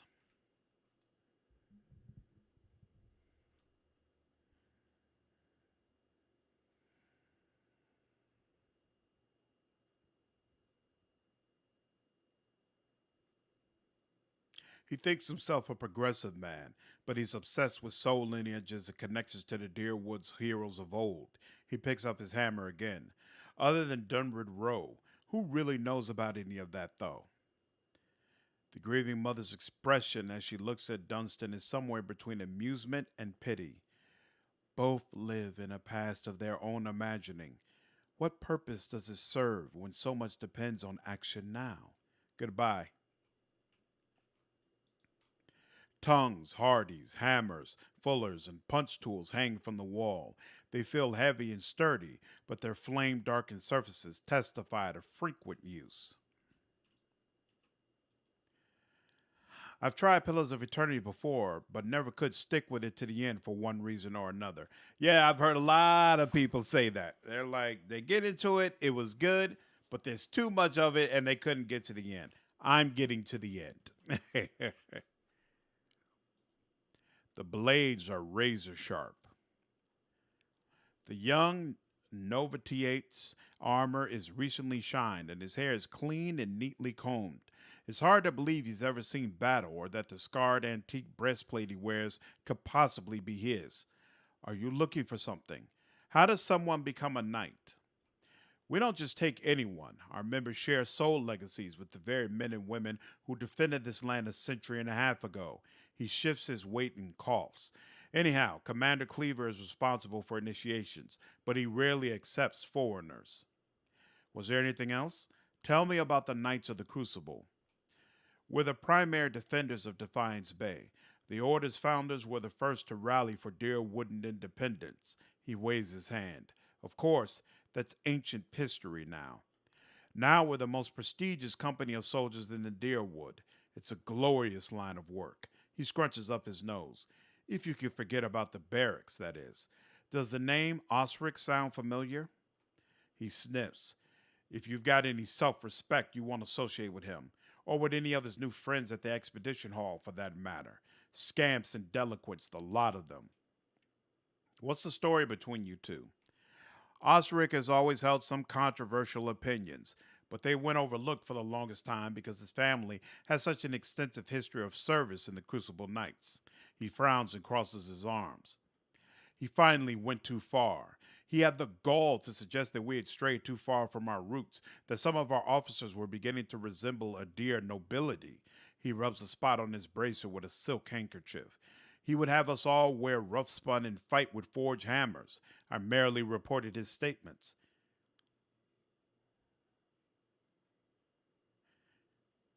They wouldn't have. If the knights obsessed over their past, they wouldn't have grown into the fighting force they are today. Penhelm nods. I quite agree, and that's why Osric has no place here. He says your affidavit is a forgery. Just what would he know about that? It's a perfectly convenient for him to cast aspersions, what with his pedigree and the knights. He folds his arms. He blinks at you. It's a lie, of course, as should be perfectly obvious to someone as logical as you. Is that his breastplate you're wearing? It was. He looks down and admires it. It's become property of the Crucible Knights when he was discharged. Now it's mine, and it's not for sale, if that's what you're wondering. Not every day you find armor that was used in the rebellion. Enough about Osric. On that, we can agree. Farewell. I have never had that problem. I love endless content. Yeah, I love endless content as well, as long as it doesn't feel like a MMO. And Pillars of Eternity, in my personal opinion, definitely does not feel like a MMO. So I have no problems with it. Yep, that does go all the way over here. Ooh, what is this? What's the log saying? Eastern. Oh no. Okay, it's still running. And all my hirelings, I'm full on them, right? Whoa.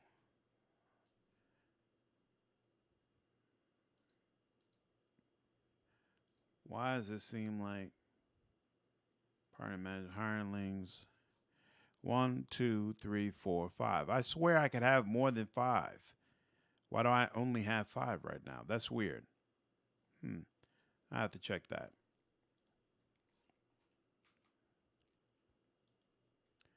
Speaking of Baldur's Gate, you should watch Record of Lodoss War. It's a 1990 anime based on the author of the D&D campaign. It's wonderful and it's defined what Western fantasy looks like in Japanese media. Where do you see that though? Like, is it on Netflix or something like that? We're an exclusive club based around hereditary membership. How are we anything like nobles? Exactly. Exactly. All right, nothing secret around here. Regarding the silly Minx and Navarre romance mod I don't. It basically has Minx react to reply to what is Nair's official romance with the MC, but the way Minx reacts is hilarious and better than what the MC can do, in my opinion. That's awesome.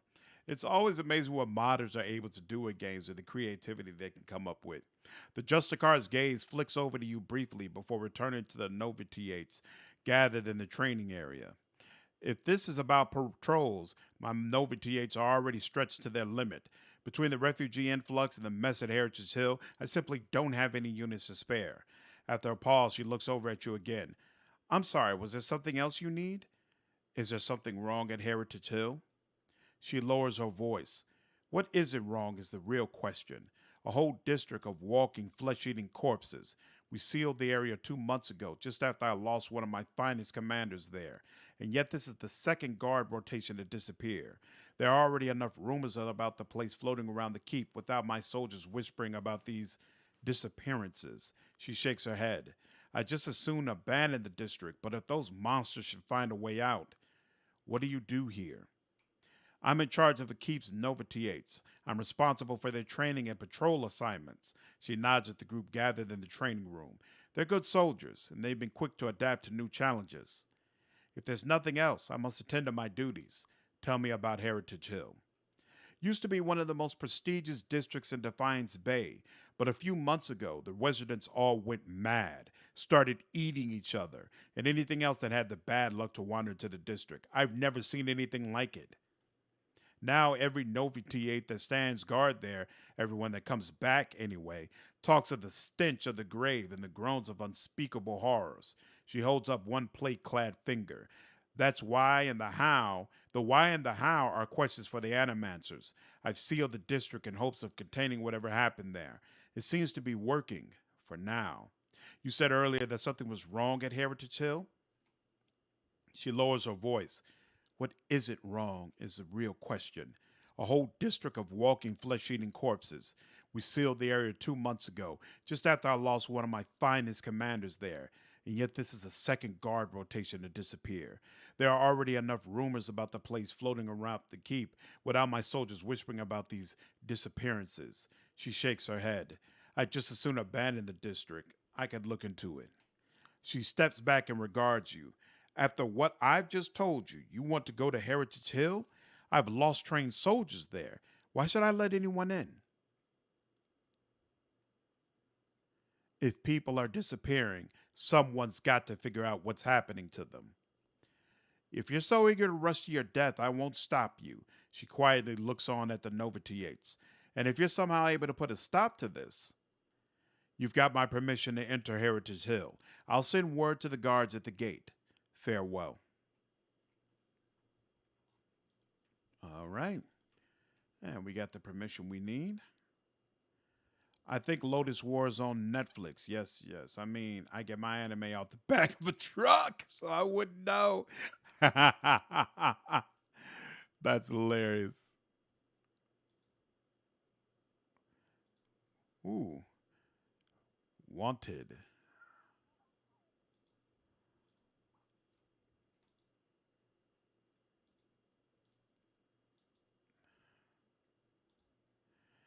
And bring Penham's affidavit to current. Okay, so we have the affidavit. There's a record of active patrols and reported crimes in Andra's gift. The latter far outnumber the former. All right. Did I come through here? No, I did not. That's why Warcraft, StarCraft, and Skyrim have had such long lifespans. Absolutely. Because their content seems virtually endless. I 100% agree. You could try to buy the DVD on Amazon. Something like Netflix would probably be more ideal, though, if possible. I am a big fan of anime. So I'd definitely be willing to let that play while I'm working or something. Novitiate. Novitiate. I hate English. Novitiate. Okay, cool. Thank you. That is definitely not the assumption that I would have made about how it would be pronounced. Thick grime cakes the bottom of the tub. The towel hanging from the side gives off an awful stench. I have not found a quartermaster yet, right? What's up with that? It's a regular Justicar. Those are just Justicars.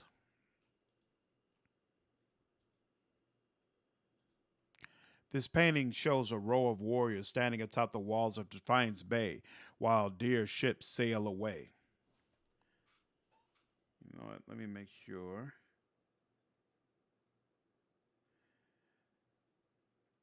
Put that in a message for myself.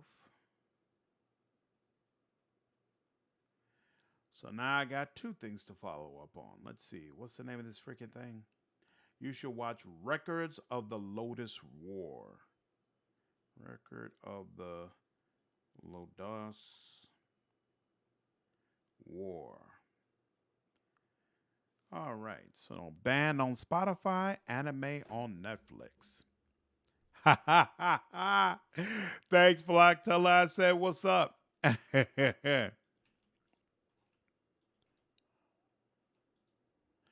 Tell her I'm still waiting to hear about that planetarium trip.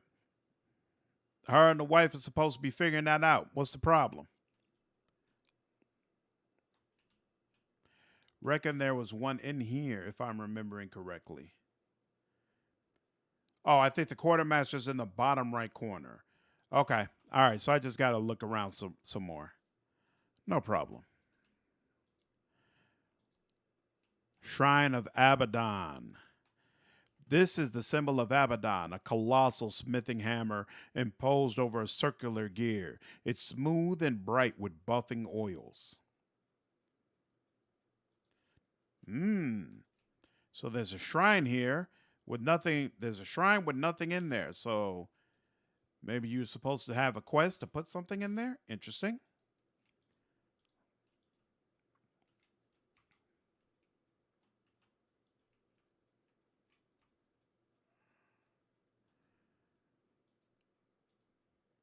Manpower for what? What you need me to do? And 3 lockpicks? Yeah, we're good. And ooh, a fine war bow. Look at that. Bam, bam, bam, bam, bam. Ooh, Edict of Arrest. And we'll take that. No thievery so far. And there we go. Buffing oils plus 5 polish. By the way, I know before you said you would be changing up when you stream on occasion until you find a schedule that works for you. So I've decided that Monday and Wednesday evenings at 10 p.m. do work for me, but I'd like to stream more than twice a week. I don't have a schedule right now that allows me to stream more than twice a week. I kind of just, when I have time, I just jump in. So over time, we'll see how it goes. This map shows the environs surrounding Defiance Bay. Flags mark strategic access points to the city. All right. And who are you? Oh, Cleaver.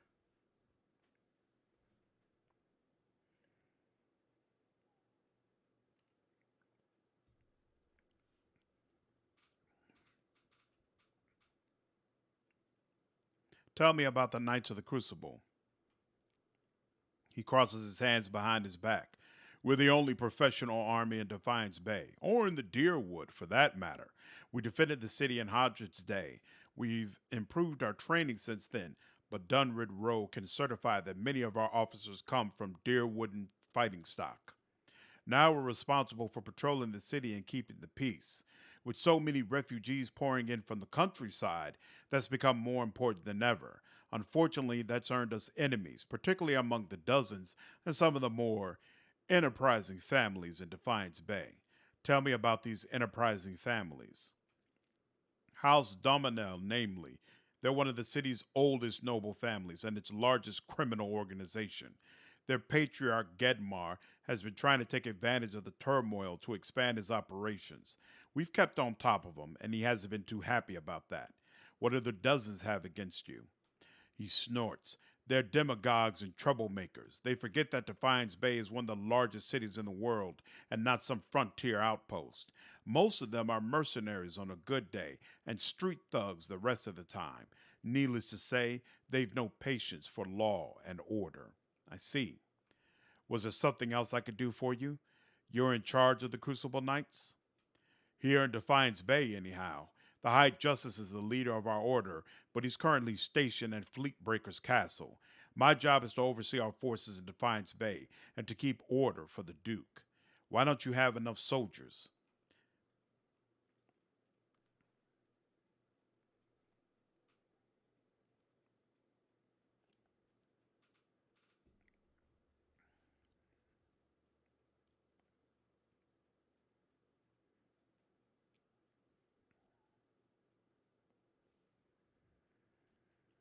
Is there any way I can help? I know how to handle myself. He gives you a thin smile. Always refreshing to meet someone who'd rather fix a problem than complain about it.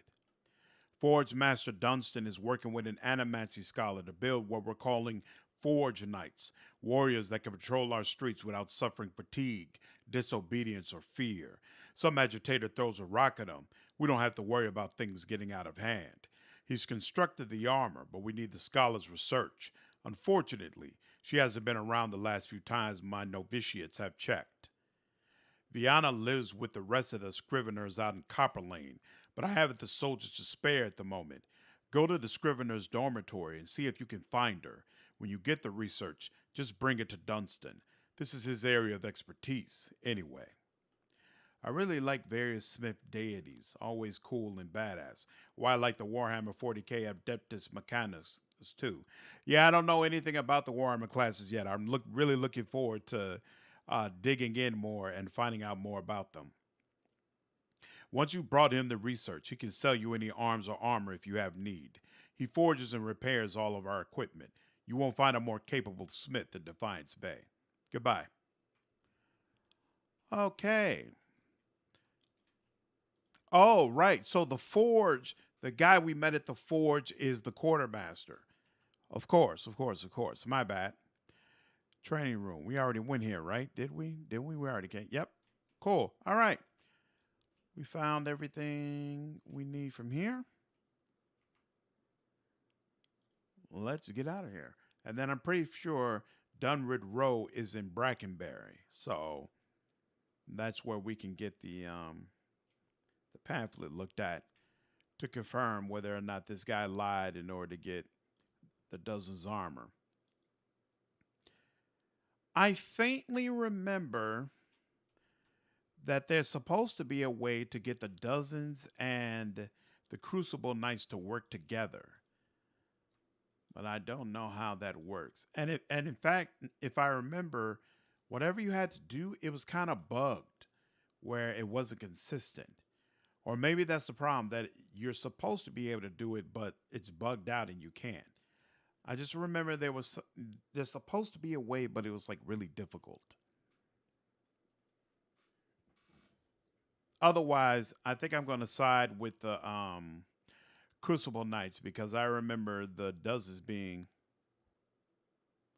all these circling feet heading nowhere. What you mean? Stop it! I'm right here, Valiant Embassy. Wait a minute. Wasn't there supposed to be?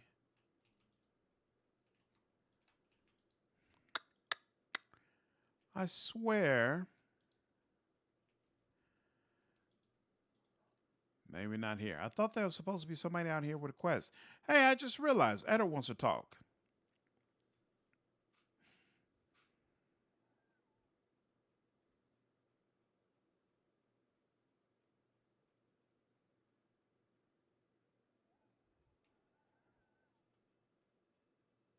I knew some soldiers who got recruited by the knights after the war was over.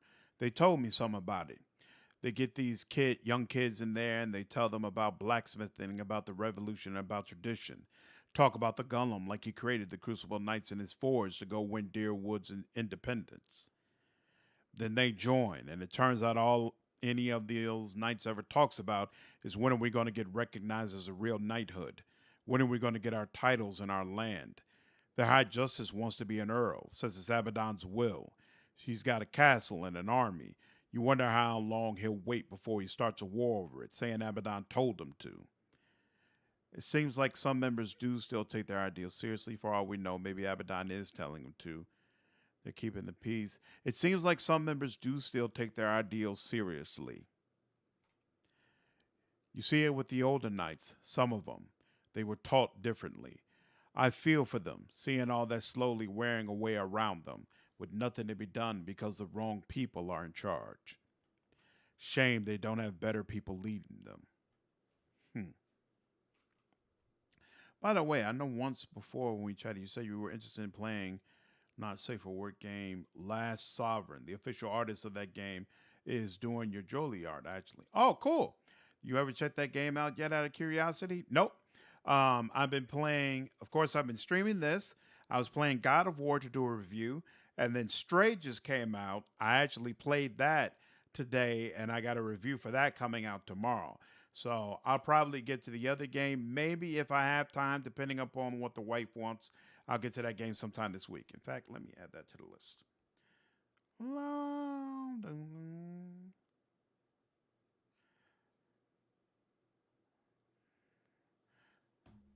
I assume I can get that game on Steam. Um, Dominoes are absolute lads. I can't side with the criminals. Come on now, they're bleeding the city dry. I actually love siding with them when I'm a rogue, though, because if I remember, they give you one of the best daggers in the whole entire game, and it's like really, really good. These postings show current prices for a range of commodities, and they track the running exchange rate for Valley and Lusky. And no, that's not happening, is it? Yeah, she's not bringing it down that way. What can this humble servant of the republics do for you?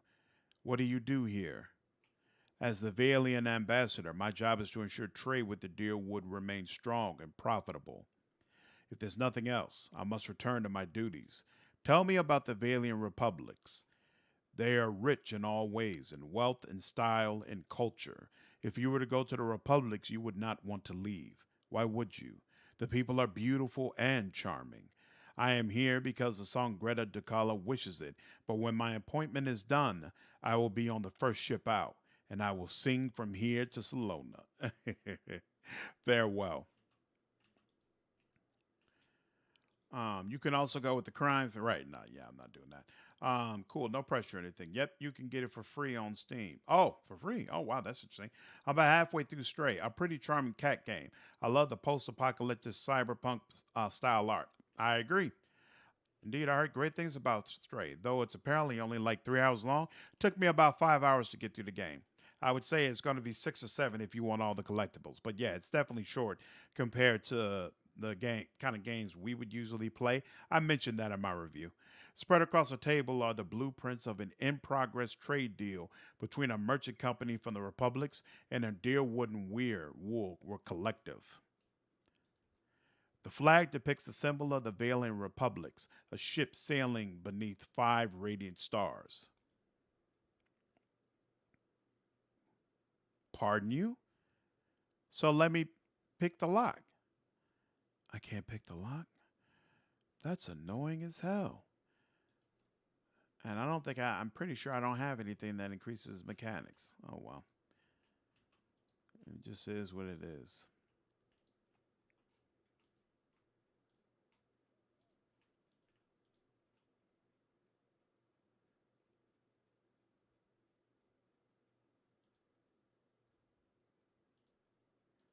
260 awesome. I've heard of this illness.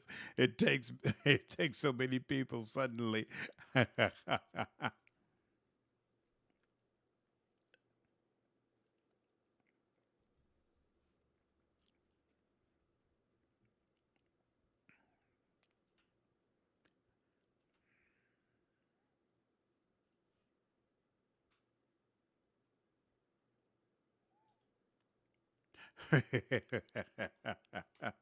That's awesome. Okay, that was the Valen Republics. So finally, we can go to Brackenbury.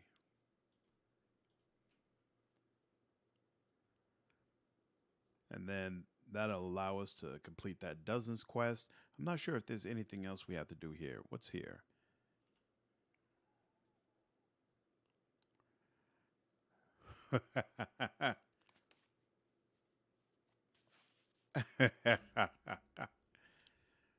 Sanitarium, Hadrid's house, the Raymont Manor, and the Charred Barrel.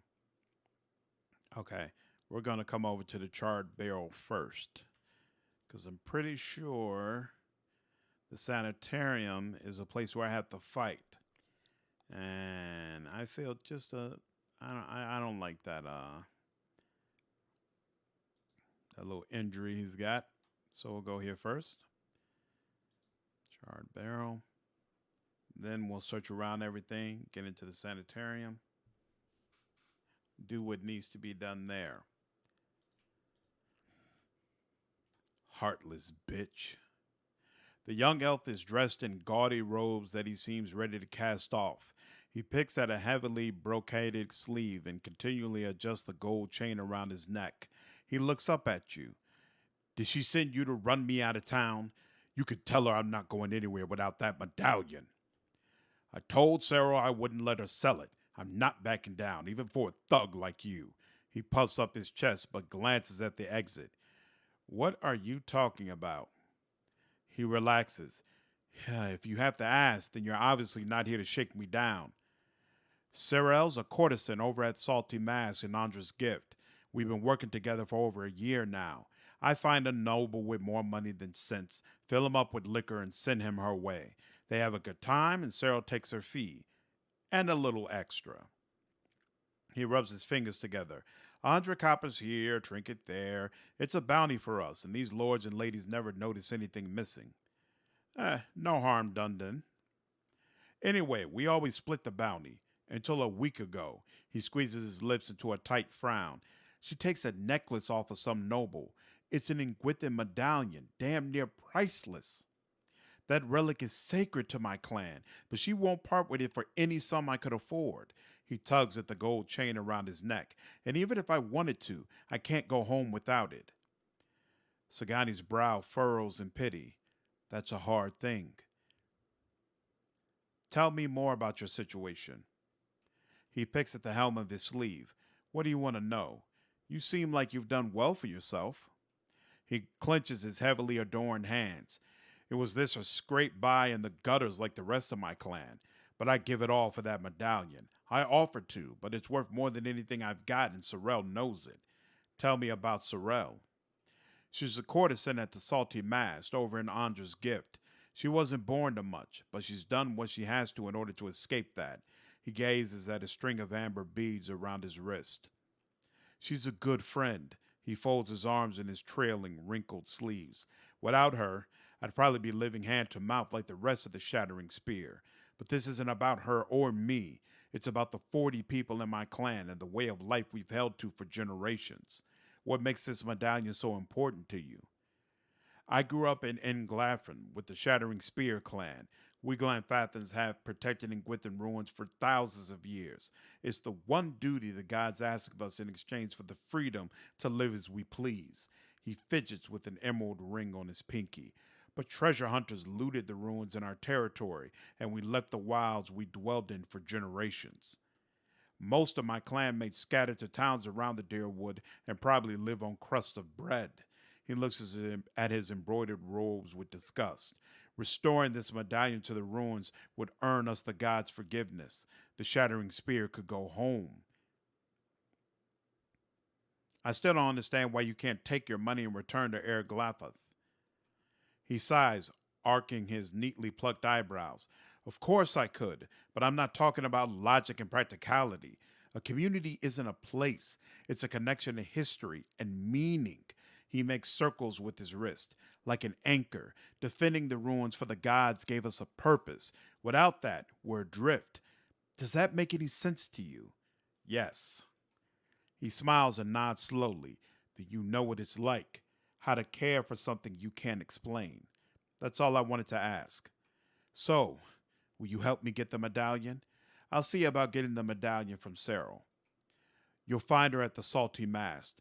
The only way anyone sees her these days is by paying, so you have to go through Maya. He fidgets with his sleeve. But whatever you do, please don't hurt her. Awesome.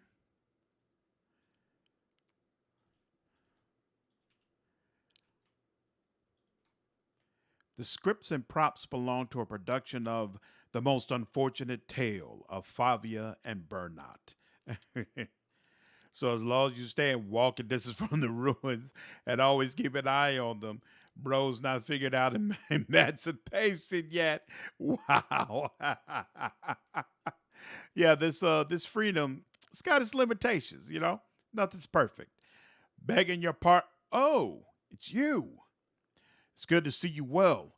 We had a few rough days here, but then we found this place, and they were kind enough to hire us both. Things have been wonderful. I can't tell you how much we appreciate what you've done. These are the people who were in the Gilded Veil.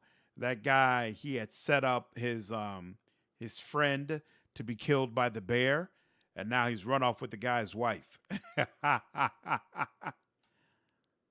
It is what it is. And nope, we're seeing no matter what. Ooh. Oh, Ingrid. It's hard work, but good wages. Can't complain. The man is dressed in neat but functional clothes. His sun-wrinkled skin and limber musculature reflect a life spent in the wilderness. Well met. What brings you to the Charred Barrel? Is this your place? It's my retirement. He thumps the bar. Used to be a warehouse back when Brackenbury saw more ship traffic, but it fell out of use when the area became mostly residential. I inherited it from some great uncle who never had any luck pawning it off on my cousins. Now it's the most popular spot in Brackenbury. The nobles come to unwind, and kids from other districts come to mingle. He leans closer. We get a few rough types too, but they behave in here. Besides, their coin's as good as anyone else's. Take care, Boss Page. Glad you're able to make it. Have a good evening. Who are you? I was a cartographer for the Duke for decades. He rubs his neatly stubbled cheek.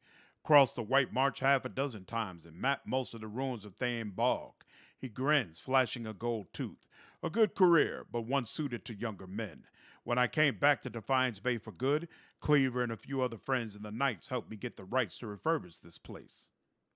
There's strong ale, quality entertainment, and a fresh sea breeze. He raises a mug. What more could a man want? Show me your menu. Okay. He's just got the regular food and camping supplies, right? Awesome. All right. Is there anything here? I'm strong here. That's gone.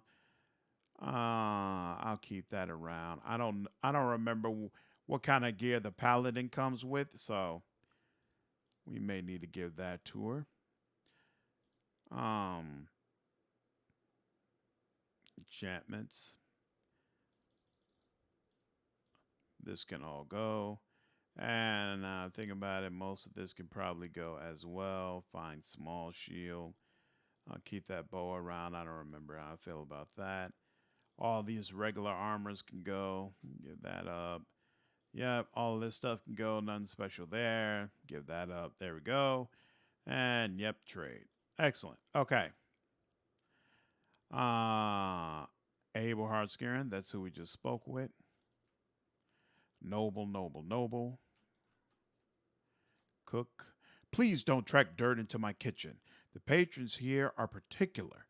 The oven smells of roast game hen and baking bread. Whoops, no.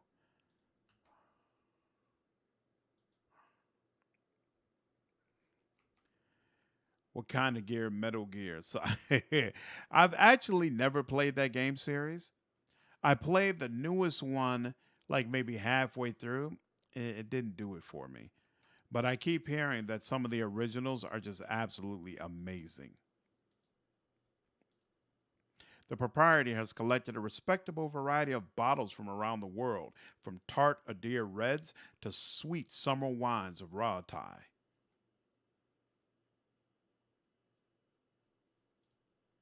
Make sure we're looting with the right person. Okay. That's just a regular bandit leader. Flask of the infamous soul burn of the Deadfire Archipelago are nestled next to crystal clear Nasatiki and Glamfellan spirits. Just having a little chat with my associates.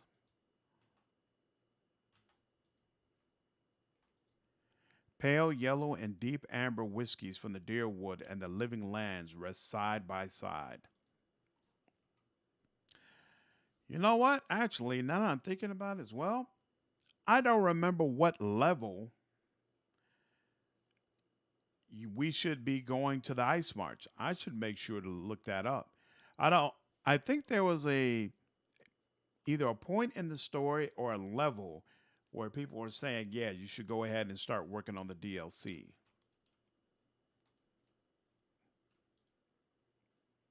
Or I might just wait and do it all in one go and be done with it. I love Metal Gear Solid 3 and Metal Gear Rising Revengeance. I never heard of that one. The others I'm indifferent to. Interesting. What did you like about the third one? Private Merowith. I know who Merowith is. I know what she's for. This map charts routes through the White March. I remember playing, I think it was the fifth Metal Gear because it came with my PS4 as a bundle. I don't remember much from it though.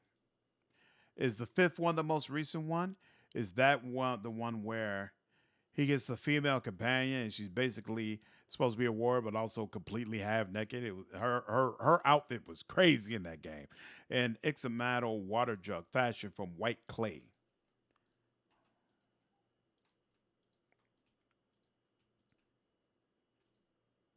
Awesome. Okay. Recommended level for White March is 7. Okay. Makes sense. What level am I? I am 6th level. Awesome. So probably by the time I get through with all this stuff, and I'm probably, and I'll probably do it before I enter the Twin Elms. I'll probably finish all this regular stuff, and then once the Twin Elms is unlocked, that'll be my cue to go ahead and go to White March.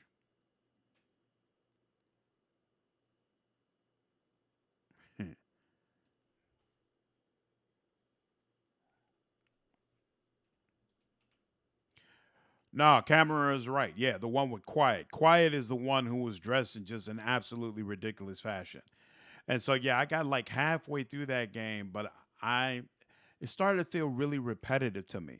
And I know that's weird in a game where you're really able to approach the situation in whatever way you want to.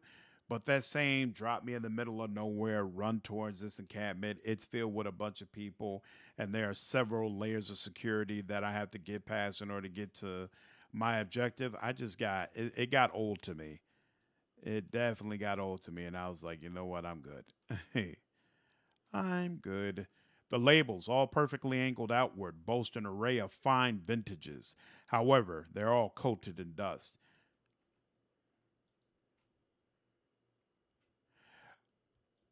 You know what?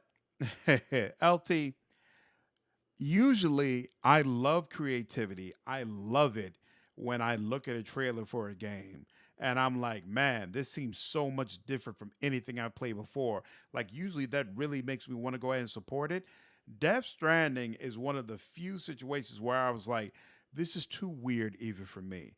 Like, I looked at what was going on and it was like, you know what? I'm not gonna like this. I could just tell. I could just tell it's too much weird going on. I'm gonna go ahead and let this go. So I didn't even bother trying because I already knew the score. I was like, you're not gonna enjoy this. This is just too much. but but props to everyone who played it and had a good time with it. Is a campy Cold War thriller, not an open world, so it doesn't go stale. Good story, good drama, good characters. Interesting. The skins are so bright and red, it looks as if someone has taken the time to polish each fruit individually. Have you played all of them, Camera?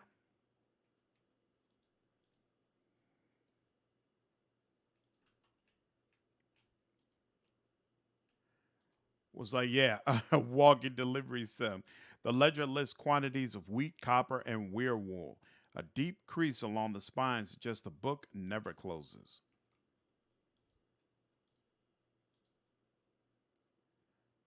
And of course, you have to steal.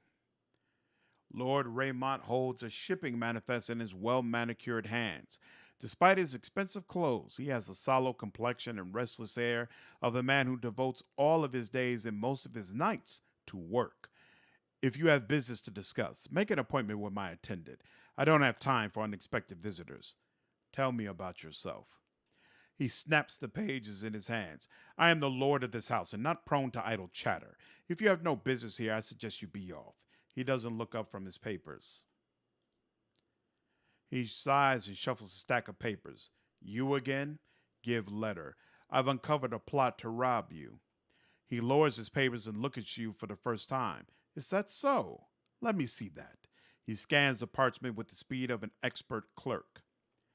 When he returns his attention to you, his tone is brisk and businesslike. You've done this house and this city a great service. I'm certain you will consider this an adequate reward for your labors. Intellect. That jewel is worth a lot more than 2,000 pounds. Indeed, but notice of a plot does not carry quite the same value. The corners of his mouth curl into a wry smile. Still, far be it from me to sour a fruitful relationship.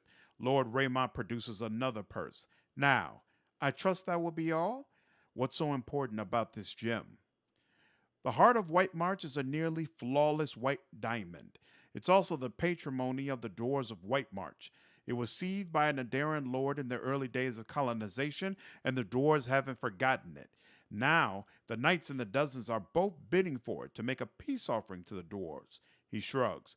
Whichever party buys it, the Dwarves will still make useful allies for Defiance Bay, especially these days. The letter was signed AD. Does that mean anything to you? I suspect it means Abracan Domino, the scion of House Domino. A look of disgust crosses his face. A pampered, pandered lad if there ever was one. He's ruthless, I'll give him that much. Unfortunately, he doesn't have the wits to match his appetites. What will you do now? Lord Raymond pinches his crisp, sharp creases into the note. Eliminate the competition. Tell me about House Domino.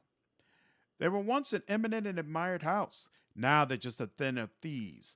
Back in the Deer Woods colonial days, the Dominoes were respected members of the ducal court, which is why it was so surprising that they remained loyal to her dear during Hadrian's rebellion. When Hadrian and the Deerwood won independence, the Dominoes lost their favor but not their wealth. Rather than return to Adair like other loyalist houses, they dug their heels in here and turned from politics to commerce. He shrugs. In one way of looking at it, they simply partnered with the wrong side. Not that they haven't prospered since, in their own way. He rubs his jaw. Lately, they've been seeking to carve out a new niche for themselves, one right between the Crucible Knights and the Dozens, it seems. Farewell. Interesting. Oh, what was this? Nothing new to report. Yeah, I heard Death Stranding was like a walking delivery. Yeah, very abstract story. I gave it about 6 hours. They couldn't continue. Metal Gears 1 through 3, 5, and Revengeance. Metal Gear is not my favorite stealth game. That'd be Thief. Thief is amazing. I love the first couple of Thief games. They were so good. The new one, not the same. But it is what it is. Um, Really, I heard pretty negative things about Thief, at least in terms of the AI ruining the game or something in terms of difficulty. Maybe they passed the Cinch Law. Thief is amazing. It's been amazing. Its sequel is amazing. You might have heard like about the new game. The newest Thief game doesn't live up to the originals, but the original Thief games are absolutely some of the best stealth games you could possibly play. Fantastic stuff. Oh, that's right. You could sneak up there if you wanted to steal something. Right. Yeah, I think he's thinking of the remake. What about the Dishonored games? Try a no powers run on those for a great stealth 3. Dishonored was fantastic as well. As a thief game, it's not as a stealth game rather, it's not as good as Thief, but as a game overall, definitely they stand up very very well. There isn't so much as a spot on these oranges. I played the first one and enjoyed it thoroughly. I found it difficult to get into the first one, to the second one rather. Even though a lot of the mechanics and stuff was just like the first one, it almost felt like a rehash for me, and I lost patience.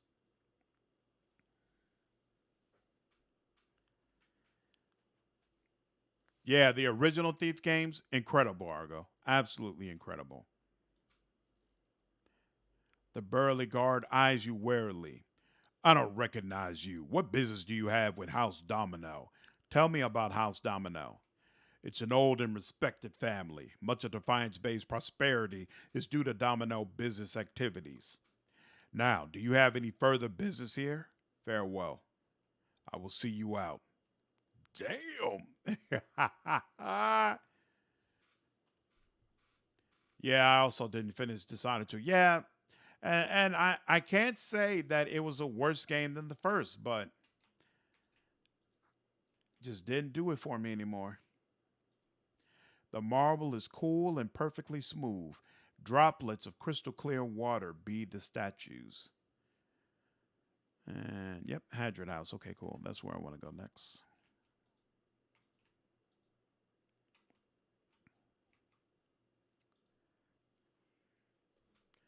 Shell Bridge Cradle from Thief Deadly Shadows was one of the scariest levels in a video game ever. Dude, absolutely terrifying. And that level is the main reason why I'll never play it again. I have no interest in going through that again. None whatsoever. The marble at the base has been worn smooth by the passage of hundreds of feet.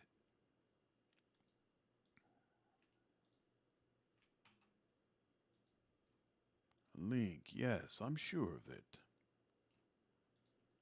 Some of the vintages are even older than Defiance Bay.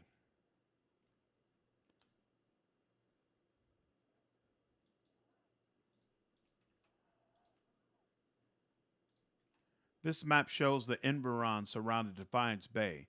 Flags mark strategic access points to the city. The scrolls are wedged tightly in the shells. Each has a name scrawled along the side.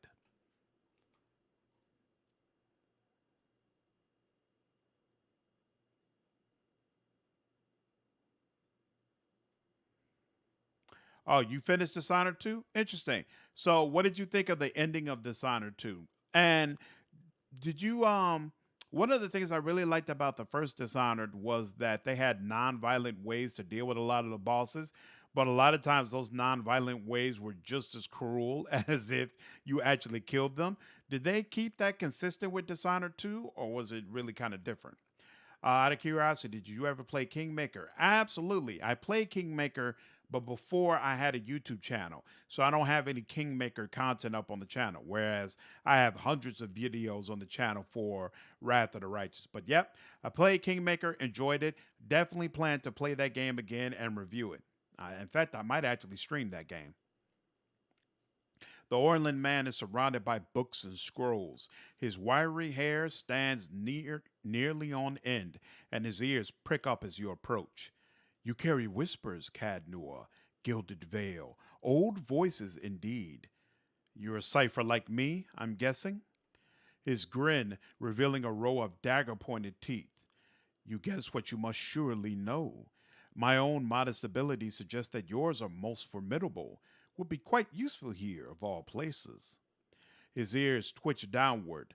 A pity, then, that my duties for Lady Webb require me to focus my talents elsewhere. He regards a table piled with scrolls.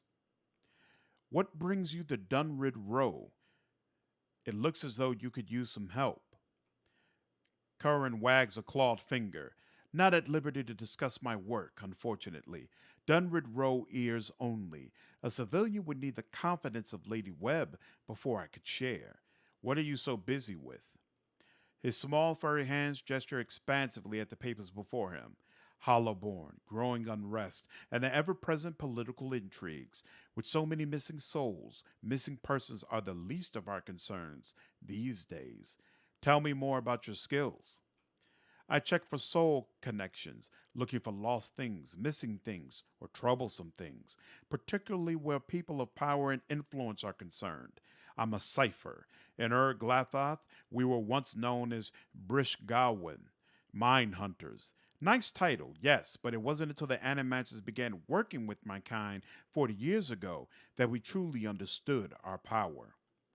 Now we make some of the best detectives in the world. Tracing souls, we can look at a person and see where they have been, or look at a weapon and see who has touched it. His nose twitches as he looks at you.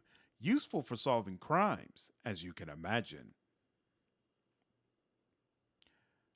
Oh, you played Wrath of the Righteous before Kingmaker?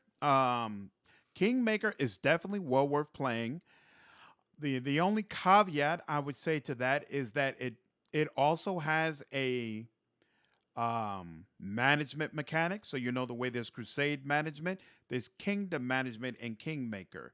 It's, in my opinion, more difficult than Crusade management, and it's significantly easier to screw up. You can really screw up your whole playthrough if you do that wrong.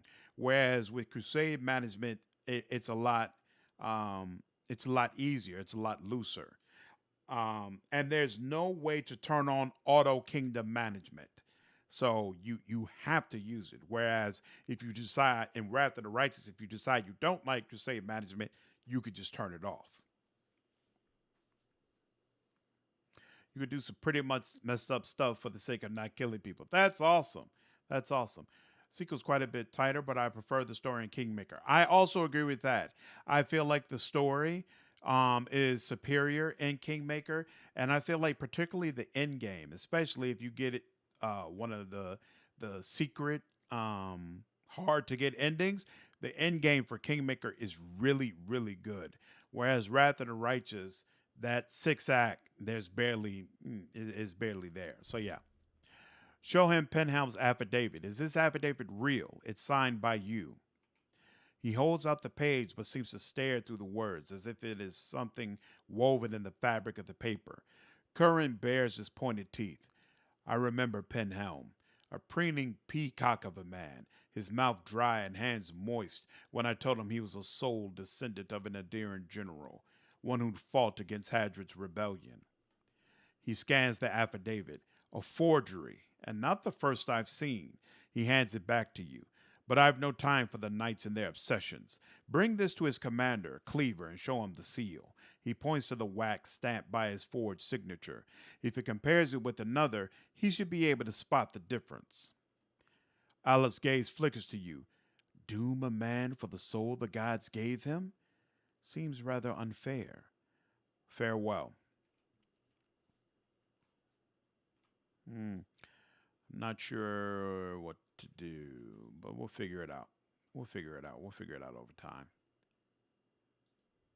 Either these notes are written in code or the author's handwriting is atrocious. A group of notes speculate about the identity and location of a secret sect in Defiance Bay.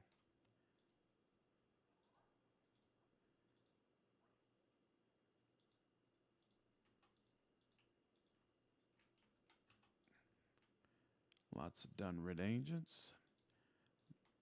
This is also theft. Affixed to the wall are leads in a case involving apparently a caravan that disappeared en route to New Homer. Let's see. Does she have enough stealth? Guess not. Wait, what about with him leaving? Because they're kind of far. Oh, well. Nope. And then we head up real quick. As far as the ending of Dishonored 2, it was okay. The DLC does give some interesting insight into the outsider's true backstory and a choice between killing him or turning him mortal. Oh, cool. That's interesting. The notes are scribbled in a cryptic shorthand. That's thievery. Pictures of all manner of folk are pinned to this board alongside notes scribbled in an indecipherable shorthand. I'm going to take, yep. I can't go in there. It is what it is.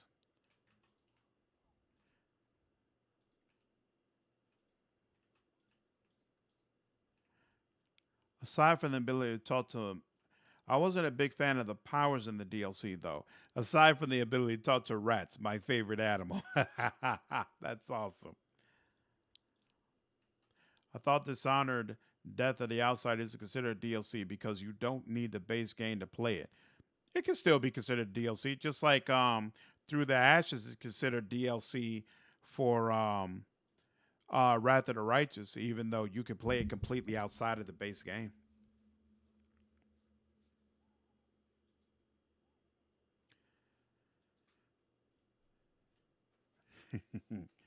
Didn't know that. Yeah, I would still consider it DLC. Ooh. Penhelm's face is white. Just talked to that little cipher, did you? One of my novitiates told me he'd seen someone in the records room. He takes a slow step toward you, extending his hand. Give me the affidavit. I've done nothing to you. His other hand comes to rest next to his sword.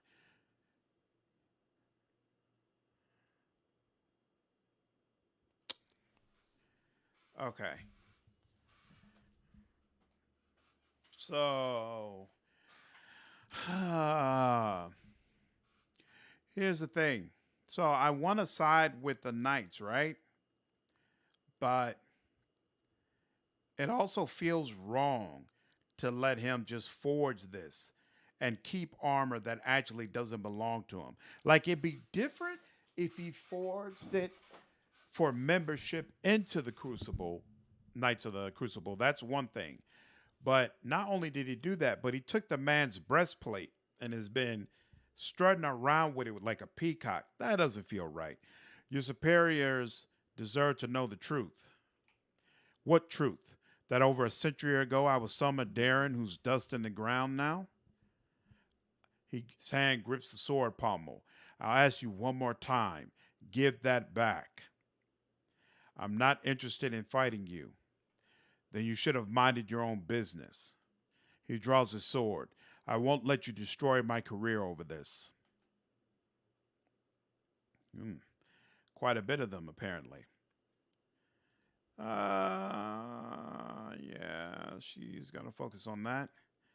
He's going to say, you know what? Yeah, we're going to frighten all of you.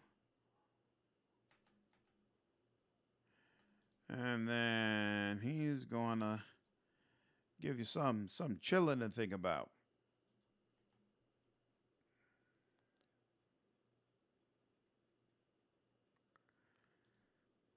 She's at 20. Freeze Penhound. That sounds like a good idea to me. You. Counter argument. He shouldn't suffer for the sins of his past life. And I'd agree with that if he wasn't trying to hold on to the breastplate. But by holding on to the breastplate, you're essentially like taking this guy's family heirloom proudly, strutting around with it, and wouldn't even and already made it clear I won't sell it. Like to me, that's wrong. That's problematic.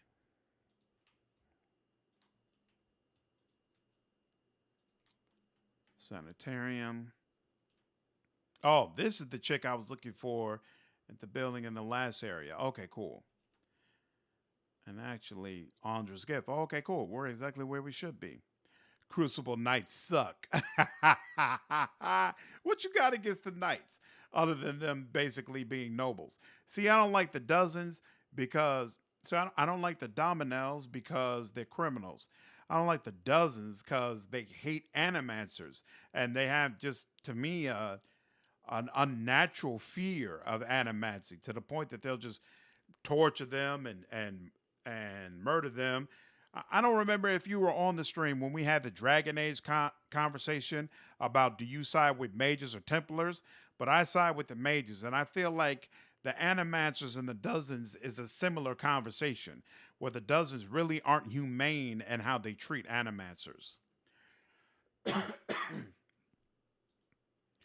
Absolutely, he did. That was a mistake. A woman stands in the shade of the garden, muttering to herself.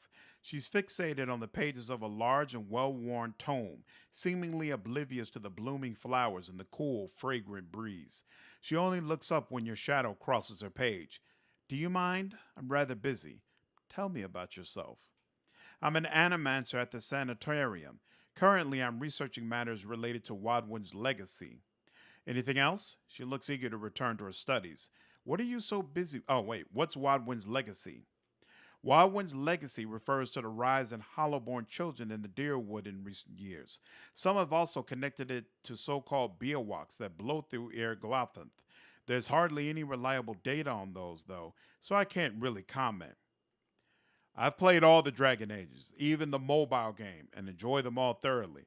And obviously on the channel, I'm uh, going through a Dragon Age Origins playthrough and releasing content for that as well. So yeah, big Dragon Age fan, most definitely. She sniffs. I don't care much for the term Wadwin's legacy. It reeks of superstition, but it's too prevalent to change at this point.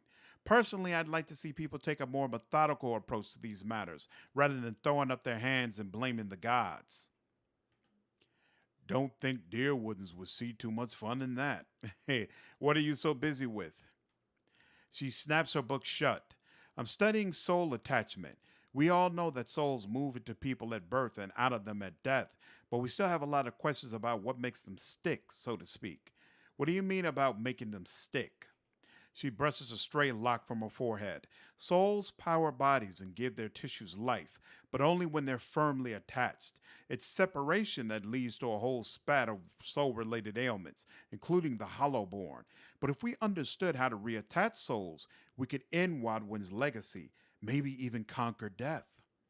She scratches behind her ear. That's the theory, anyway. Unfortunately, I don't have all of the research I need to put into practice. What exactly do you need?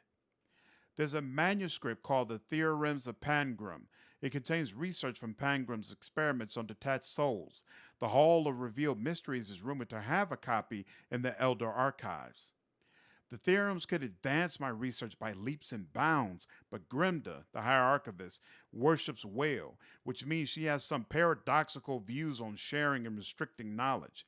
And since she's not exactly a proponent of animancy, she tends to restrict the kind of information that would be useful to me. Maybe she could be persuaded. You're welcome to try, but you wouldn't be the first. She sighs.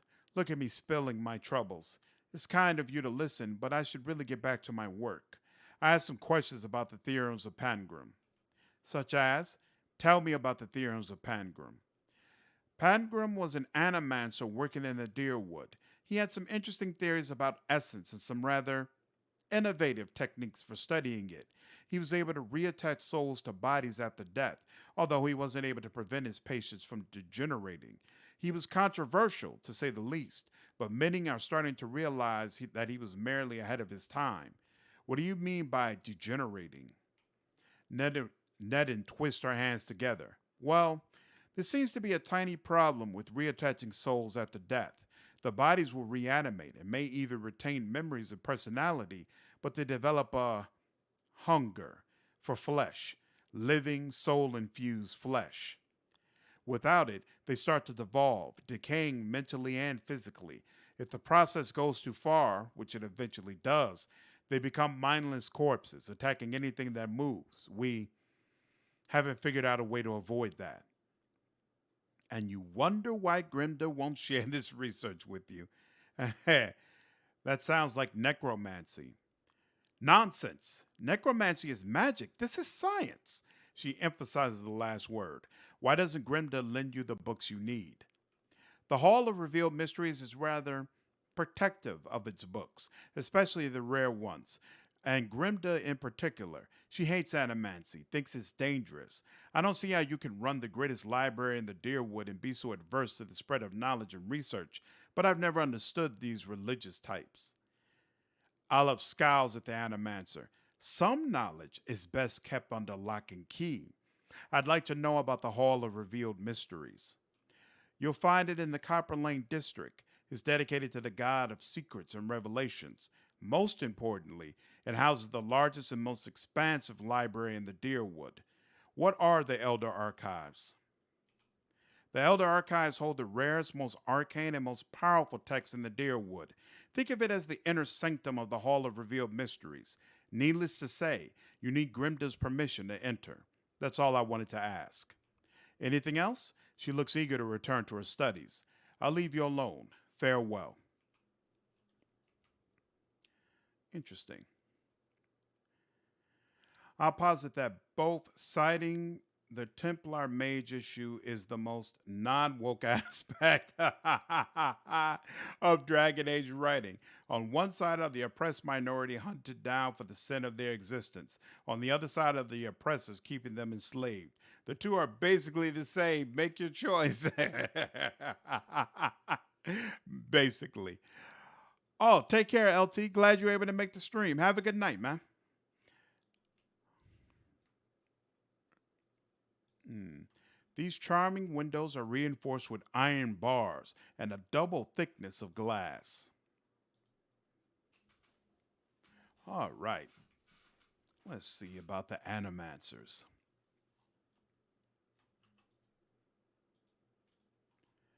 Nice and quiet. Sanitarium guard, Verna. Ooh.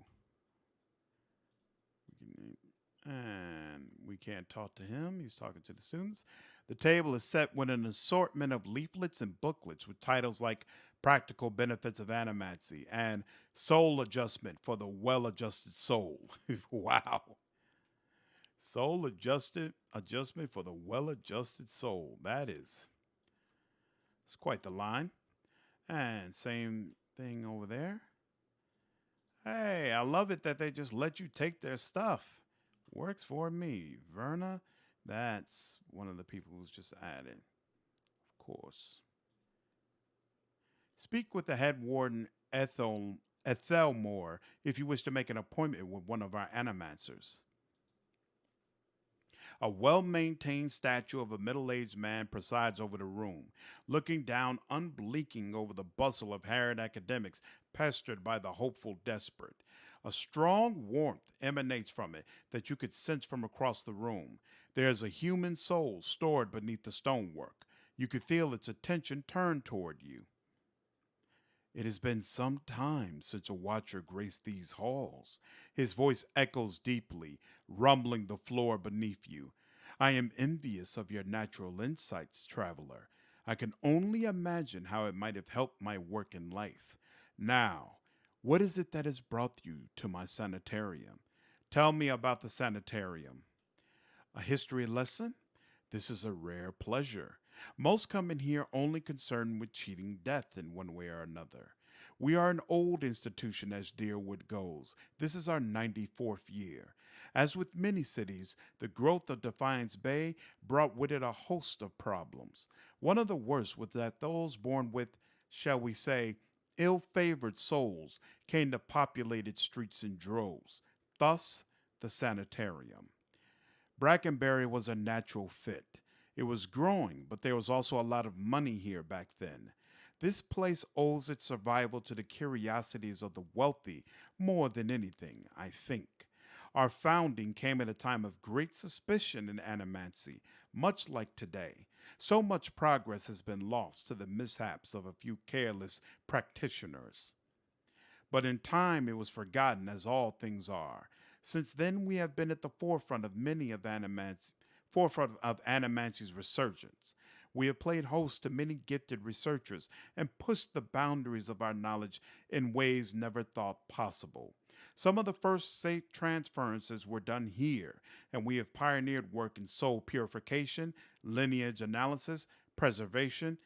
It's really quite a list, if you'll pardon my pride. Today, well, I can't say it's exactly the same. There's been some push to shut us down. It comes from Deerwood's more excitable denizens, whose minds are more passionate than thoughtful, I'm afraid. People see this legacy, and they see it involves something they don't understand. So it's natural for them to suspect people whose understanding exceeds theirs. It looks to them like we're hiding something. We have a representative in the palace this very moment, defending the entire science of adamancy at a hearing before the Duke, absurd as it sounds. If it does not go well, it could be the end of adamancy in Deerwood. I fear Avar may be swayed by all this unrest, irrational though it may be. We shall see.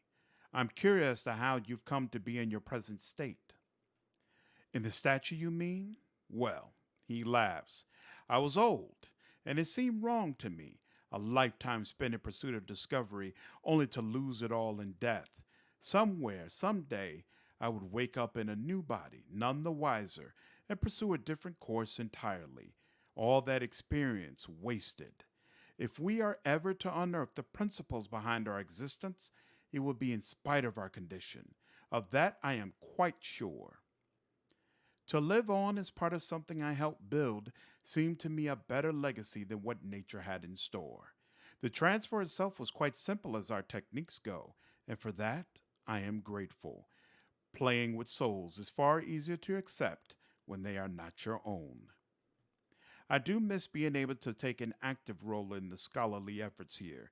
Now and again, one of our animanchers will humor me and consult over some problem, but they are a jealous breed and are too often afraid to collaborate.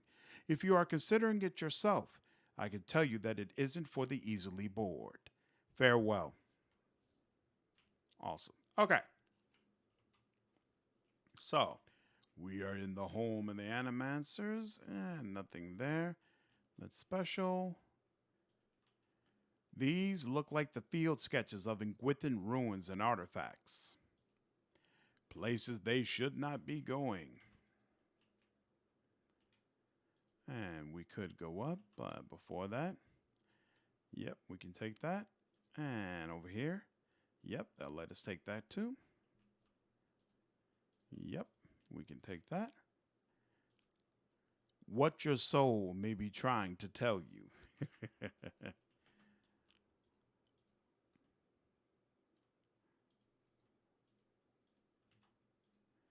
This painting of a rolling forest glen has a strangely soothing effect. This is not necromancy, raises the dead. I am not a necromancer, turns himself into a lich. Kind of seemed like denial, didn't it?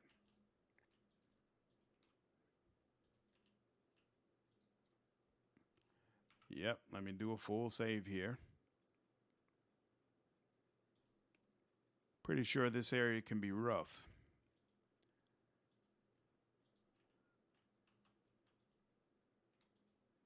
This strange device seems to thrum with power. A woman paces back and forth, her feet crunching on the soft red carpet. She gestures and mumbles to herself, shaking her head as she pores over pages of notes. She almost walks into you. Ikosi, here I am, looking so hard for answers in my research that I do not see the kith standing in front of me. What can I do? I'd like to know more about animancy in the Valian republics. It is a dynamic and respected field. Even the Bale Reach incident did little to slow it. She shrugs. People in the republics are more accepting of risk, less superstitious, ready to try anything that shows promise. It's a shame that so many here are so hostile towards animancy. It is, but such is the way of the deer wood. The people here are fierce about their sovereignty, but they are not so independent from their Adairan brothers and their Glanfathan neighbors as they would like to think. They rely too much on the mysterious workings of the gods and fear the very advances they need. Something else you need. What do you do here? According to my research grant, I study awakenings. Sublimating pre awakened souls has been one of Animancy's greatest successes, and I am working on a method to replicate the process on awakened souls. She gnaws at her lip.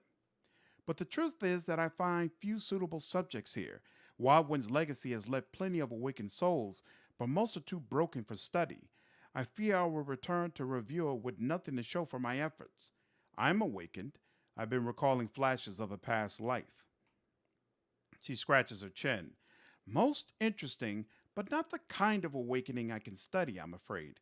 I need someone whose awakened soul can be triggered with predictable stimuli. Souls such as these tend to manifest as alternate personas in the host. She gives you a broad, if strained, smile. But I thank you for the offer. Goodbye. Huh. I seem to remember in previous playthroughs, you had already figured out what's going on with Olive, and I could get him to talk to her. And I've already exhausted my conversations with him, so interesting. Okay. I'm not gonna worry about it. In the corner of Mildred's lab rests a large weathered trunk. It seems likely it contains something important, if only by virtue of its size. Yeah, Cameron, like what's going on with Olive? I don't get it. Examine the trunk more closely. The lack of dust on the trunk's surface and the long scratches on the tile flooring suggest that the trunk is frequently used and moved through the laboratory despite its considerable size. Deep yet narrow gouges score the wood at the edges of the trunk. They look like claw marks. Hmm. You know what? I did a save before I opened this. Open the trunk. The heavy lock holds the trunk shut. It's too sturdy to break, and the mechanism looks too complicated to pick. You'll need to find the key. Leave the trunk alone.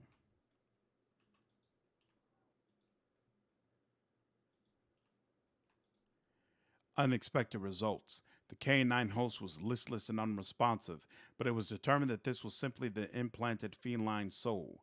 Yarn resulted in vigorous stimulation.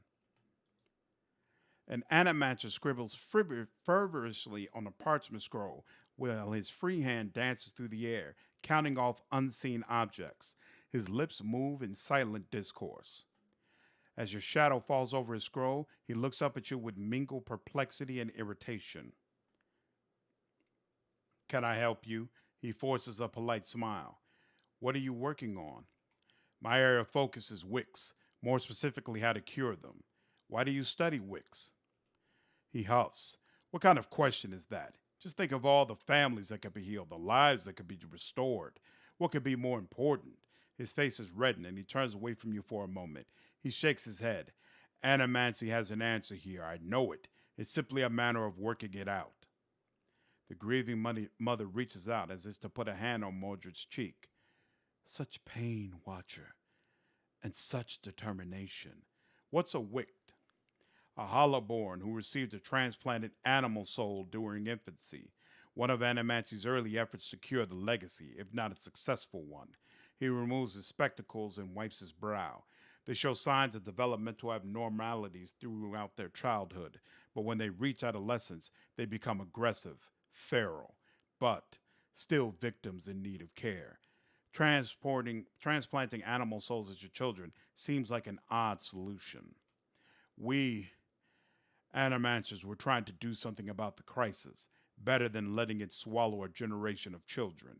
He stares at a fixed point on the far wall, and despite the controversy, it only went so far because, at first, it seemed to work. People called it the salvation. Children that had never been responsive to any kind of stimuli suddenly seemed aware of their surroundings, of their families. If only lockpicking lawyer was here. He takes a slow breath. The complications don't begin until puberty, but that's when the incompatibilities between body and soul take shape. Children become violent, ravenous, but we pay dearly for our mistake, I promise you. Angry mobs hunted down animanchers and burned down their homes, with them still inside, often as not. The grieving mother recoils, a grotesque manipulation, a desperate solution for a desperate problem, and the parents were heartbroken, betrayed. She closes her eyes and seems to recede from you for a moment. But it was important to try something, was it not? To bring hope, even for a little while. She falls silent. People took to calling it the cruel salvation, and many still loathe us for it. But we wanted to stop the legacy as much as anyone. The public begged for our help, and we did the best we could. I still don't know if that absolves us. I see. Good. He looks eager to return to his work, just looking around. Then be quick about it, and don't touch anything. The sanitarium has a lax visitor policy, but I don't. Without another word, he resumes his work.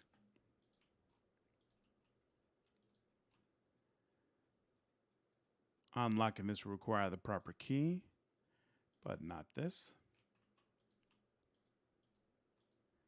The edges of this cage are dented and scored with claw marks. Yeesh.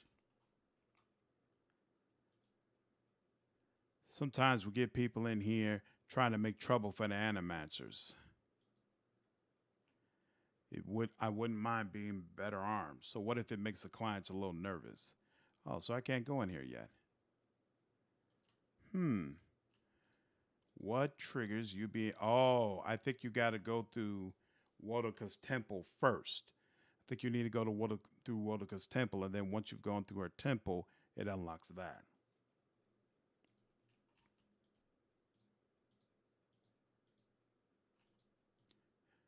Okay, then you know what? We're going to take that as a cue that it's time to go ahead and enter the catacombs.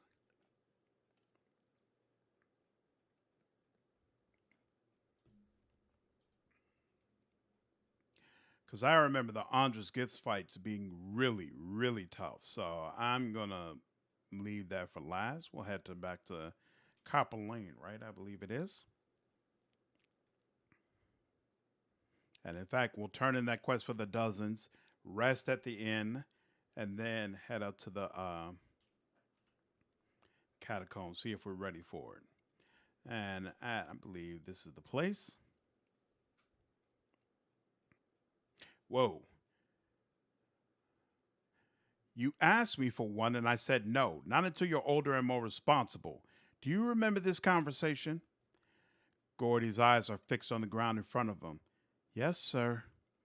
And yet I find you out here playing with a blade that clearly belongs to the knights. Do you see the problem? I didn't steal it. Honest. I traded a secret for it. He points at you. Ask him. Heimer turns to you. Is what my son says true? He wants to be a crucible knight. I thought it was a good way to get him started in an honorable profession. He stares at you for a moment, then shakes his head. Well, I still don't approve of my boy having a weapon, but I'm glad he's no thief. You can keep the blade, but I'll be holding on to it until you're a squire at the Knights. Come along, Gordy. I won't have you loitering out here all day. Awesome. I think if we didn't have that survival conversation, oh, white is, but is WIGHT what they mean when they do WICHT? So it's supposed to be pronounced white? I think if we didn't have the survival conversation with the kid, he ends up accidentally cutting off one of his fingers or something crazy.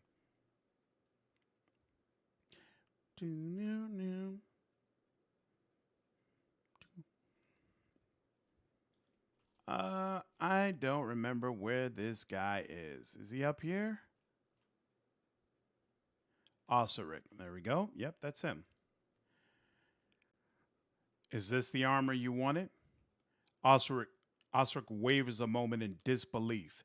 He looks at you, then back at the breastplate. He reaches forward slowly, as if expecting it to disappear before he can touch it. How did you manage this? You were right about the affidavit. Unfortunately, Penhelm forced me into a fight. A shame it ended like that. But he's the lying weasel who started this. You did all I asked, and you are owed much. He withdraws a leather coin purse from his pocket and hands it to you. Stop by Sunil's shop on the other side of the hall. She sells some of the best gear in the city, and I'll see that she opens her inventory to you. What is this armor to you anyway? Osric looks around, trying to appear casual. Ah, it's nothing really. Just a keepsake. He tries to look you in the eye, but when he does, he appears to reconsider. He sighs. It commemorates the Order of Magrin, highest order of valor, awarded to the dead, never the living. Us Deerwoodens, real Deerwoodens. We don't have nobility or birthrights, unless you're some copper fucker from Ader. Always got the honor we bring to our family name. The Order of Magrin is, well, they don't give it out too much. Not often you see a member of the dozens whose revolutionary ties are as good as he says they are. So this, he pauses, considering the weathered metal, a pale image of its former self, but still catching the light, is something to live up to. Got business with me? Looking for work.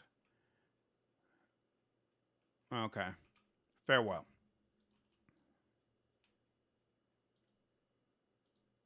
Did I get a quest from him? Looking for work.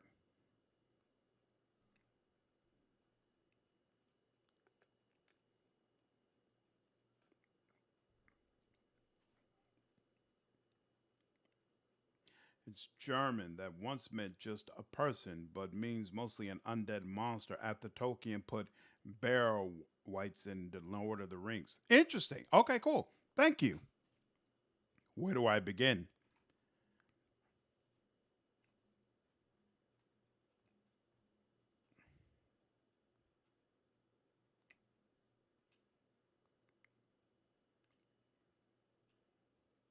He casts a sidelong glance at you.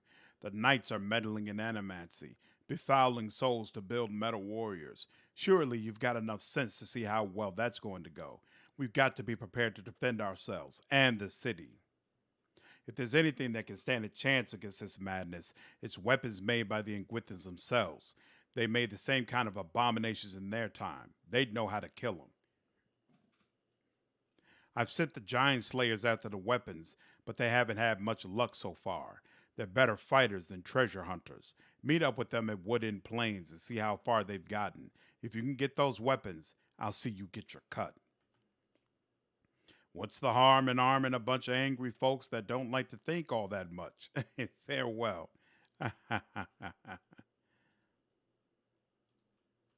All right. Let's see. The more you know, indeed, Argo. You never stop learning. All right. Let's see. Oh, actually, let's go ahead and unlock this. Show me your wares. Okay. So you got anything interesting? Fine, fine, fine. Bracers of all consuming rage. +2 might, +1 constitution. That sounds interesting. The dandy had the disease yak. +2 resolve, -1 intellect. He could also make use of that. Snurf's folly, +1 resolve, +2 constitution. Biostompers grants minor fetid carcass. Where is it? No, that, and then that. How do I see what mild fetid carcass does? All right, won't let me look at that. The fox, cloak of the fox and hunter, +5 will, +9 reflex, and it allows you to summon a noble creature. Monakra's Arret grants Whisper of Treason, +12 will. Wow, 12 will is no joke. And Berserker Belt, only usable by a barbarian, but it increases your frenzy duration by 20%. Wow, a lot of options here. A lot of options here. I definitely like the Brazers. What is he wearing? Resolve +1, perception +1.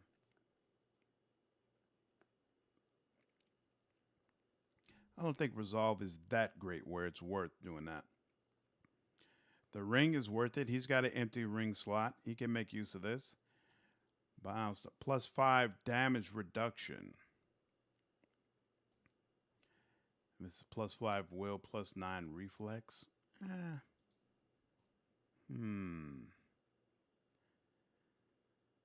We'll take that. We'll take the boots because I don't think he has boots anyway. But cloaks, but neck, I think we got plenty of people with stuff around their neck. I don't think we need something for that. Trade. Yeesh, that took a lot of my money. Okay. Oh, he does have something over there. It's Constitution +1. So what's better, Constitution or damage reduction? I think I'm gonna go with Constitution. And then what? Oh, what braces? He's wearing deflection braces, so he can't even really use that. Oh, but he can. Let's see, Dexterity +2 or Might +2. She will take it then. Let it add to her damage.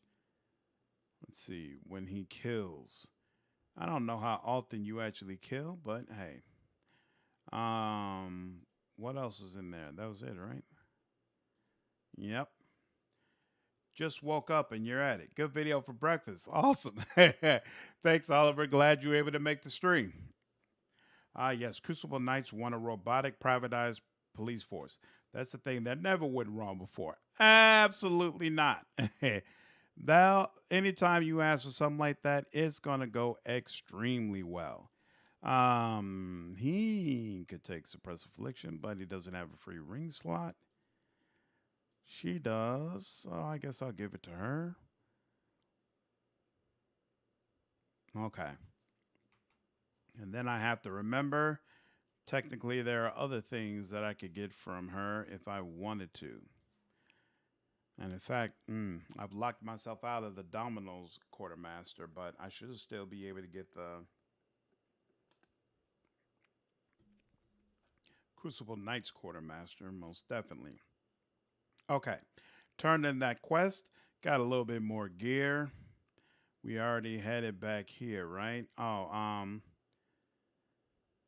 we are supposed to also, you know what, while we're here, was it the Hall of Mysteries? No, it's the Scrivener's Dormitory, because there's a person we're looking for. Right.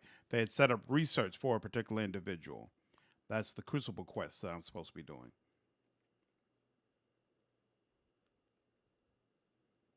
So, did you get him the dagger? What? No, of course not. Gord is a nice kid, but March steel is expensive. Indeed, it is. Find Viana. Was Viana actual president here? I don't remember speaking to anybody named Viana when I came in the first time. Nope. And I'm looking for Viana. I like Viana. She's always talking about metalmen, which is strange since I'm pretty sure she doesn't eat snowcap. His brow wrinkles. I don't talk about metalmen either, and I do eat snowcap. Huh. Anyway, she's not here right now.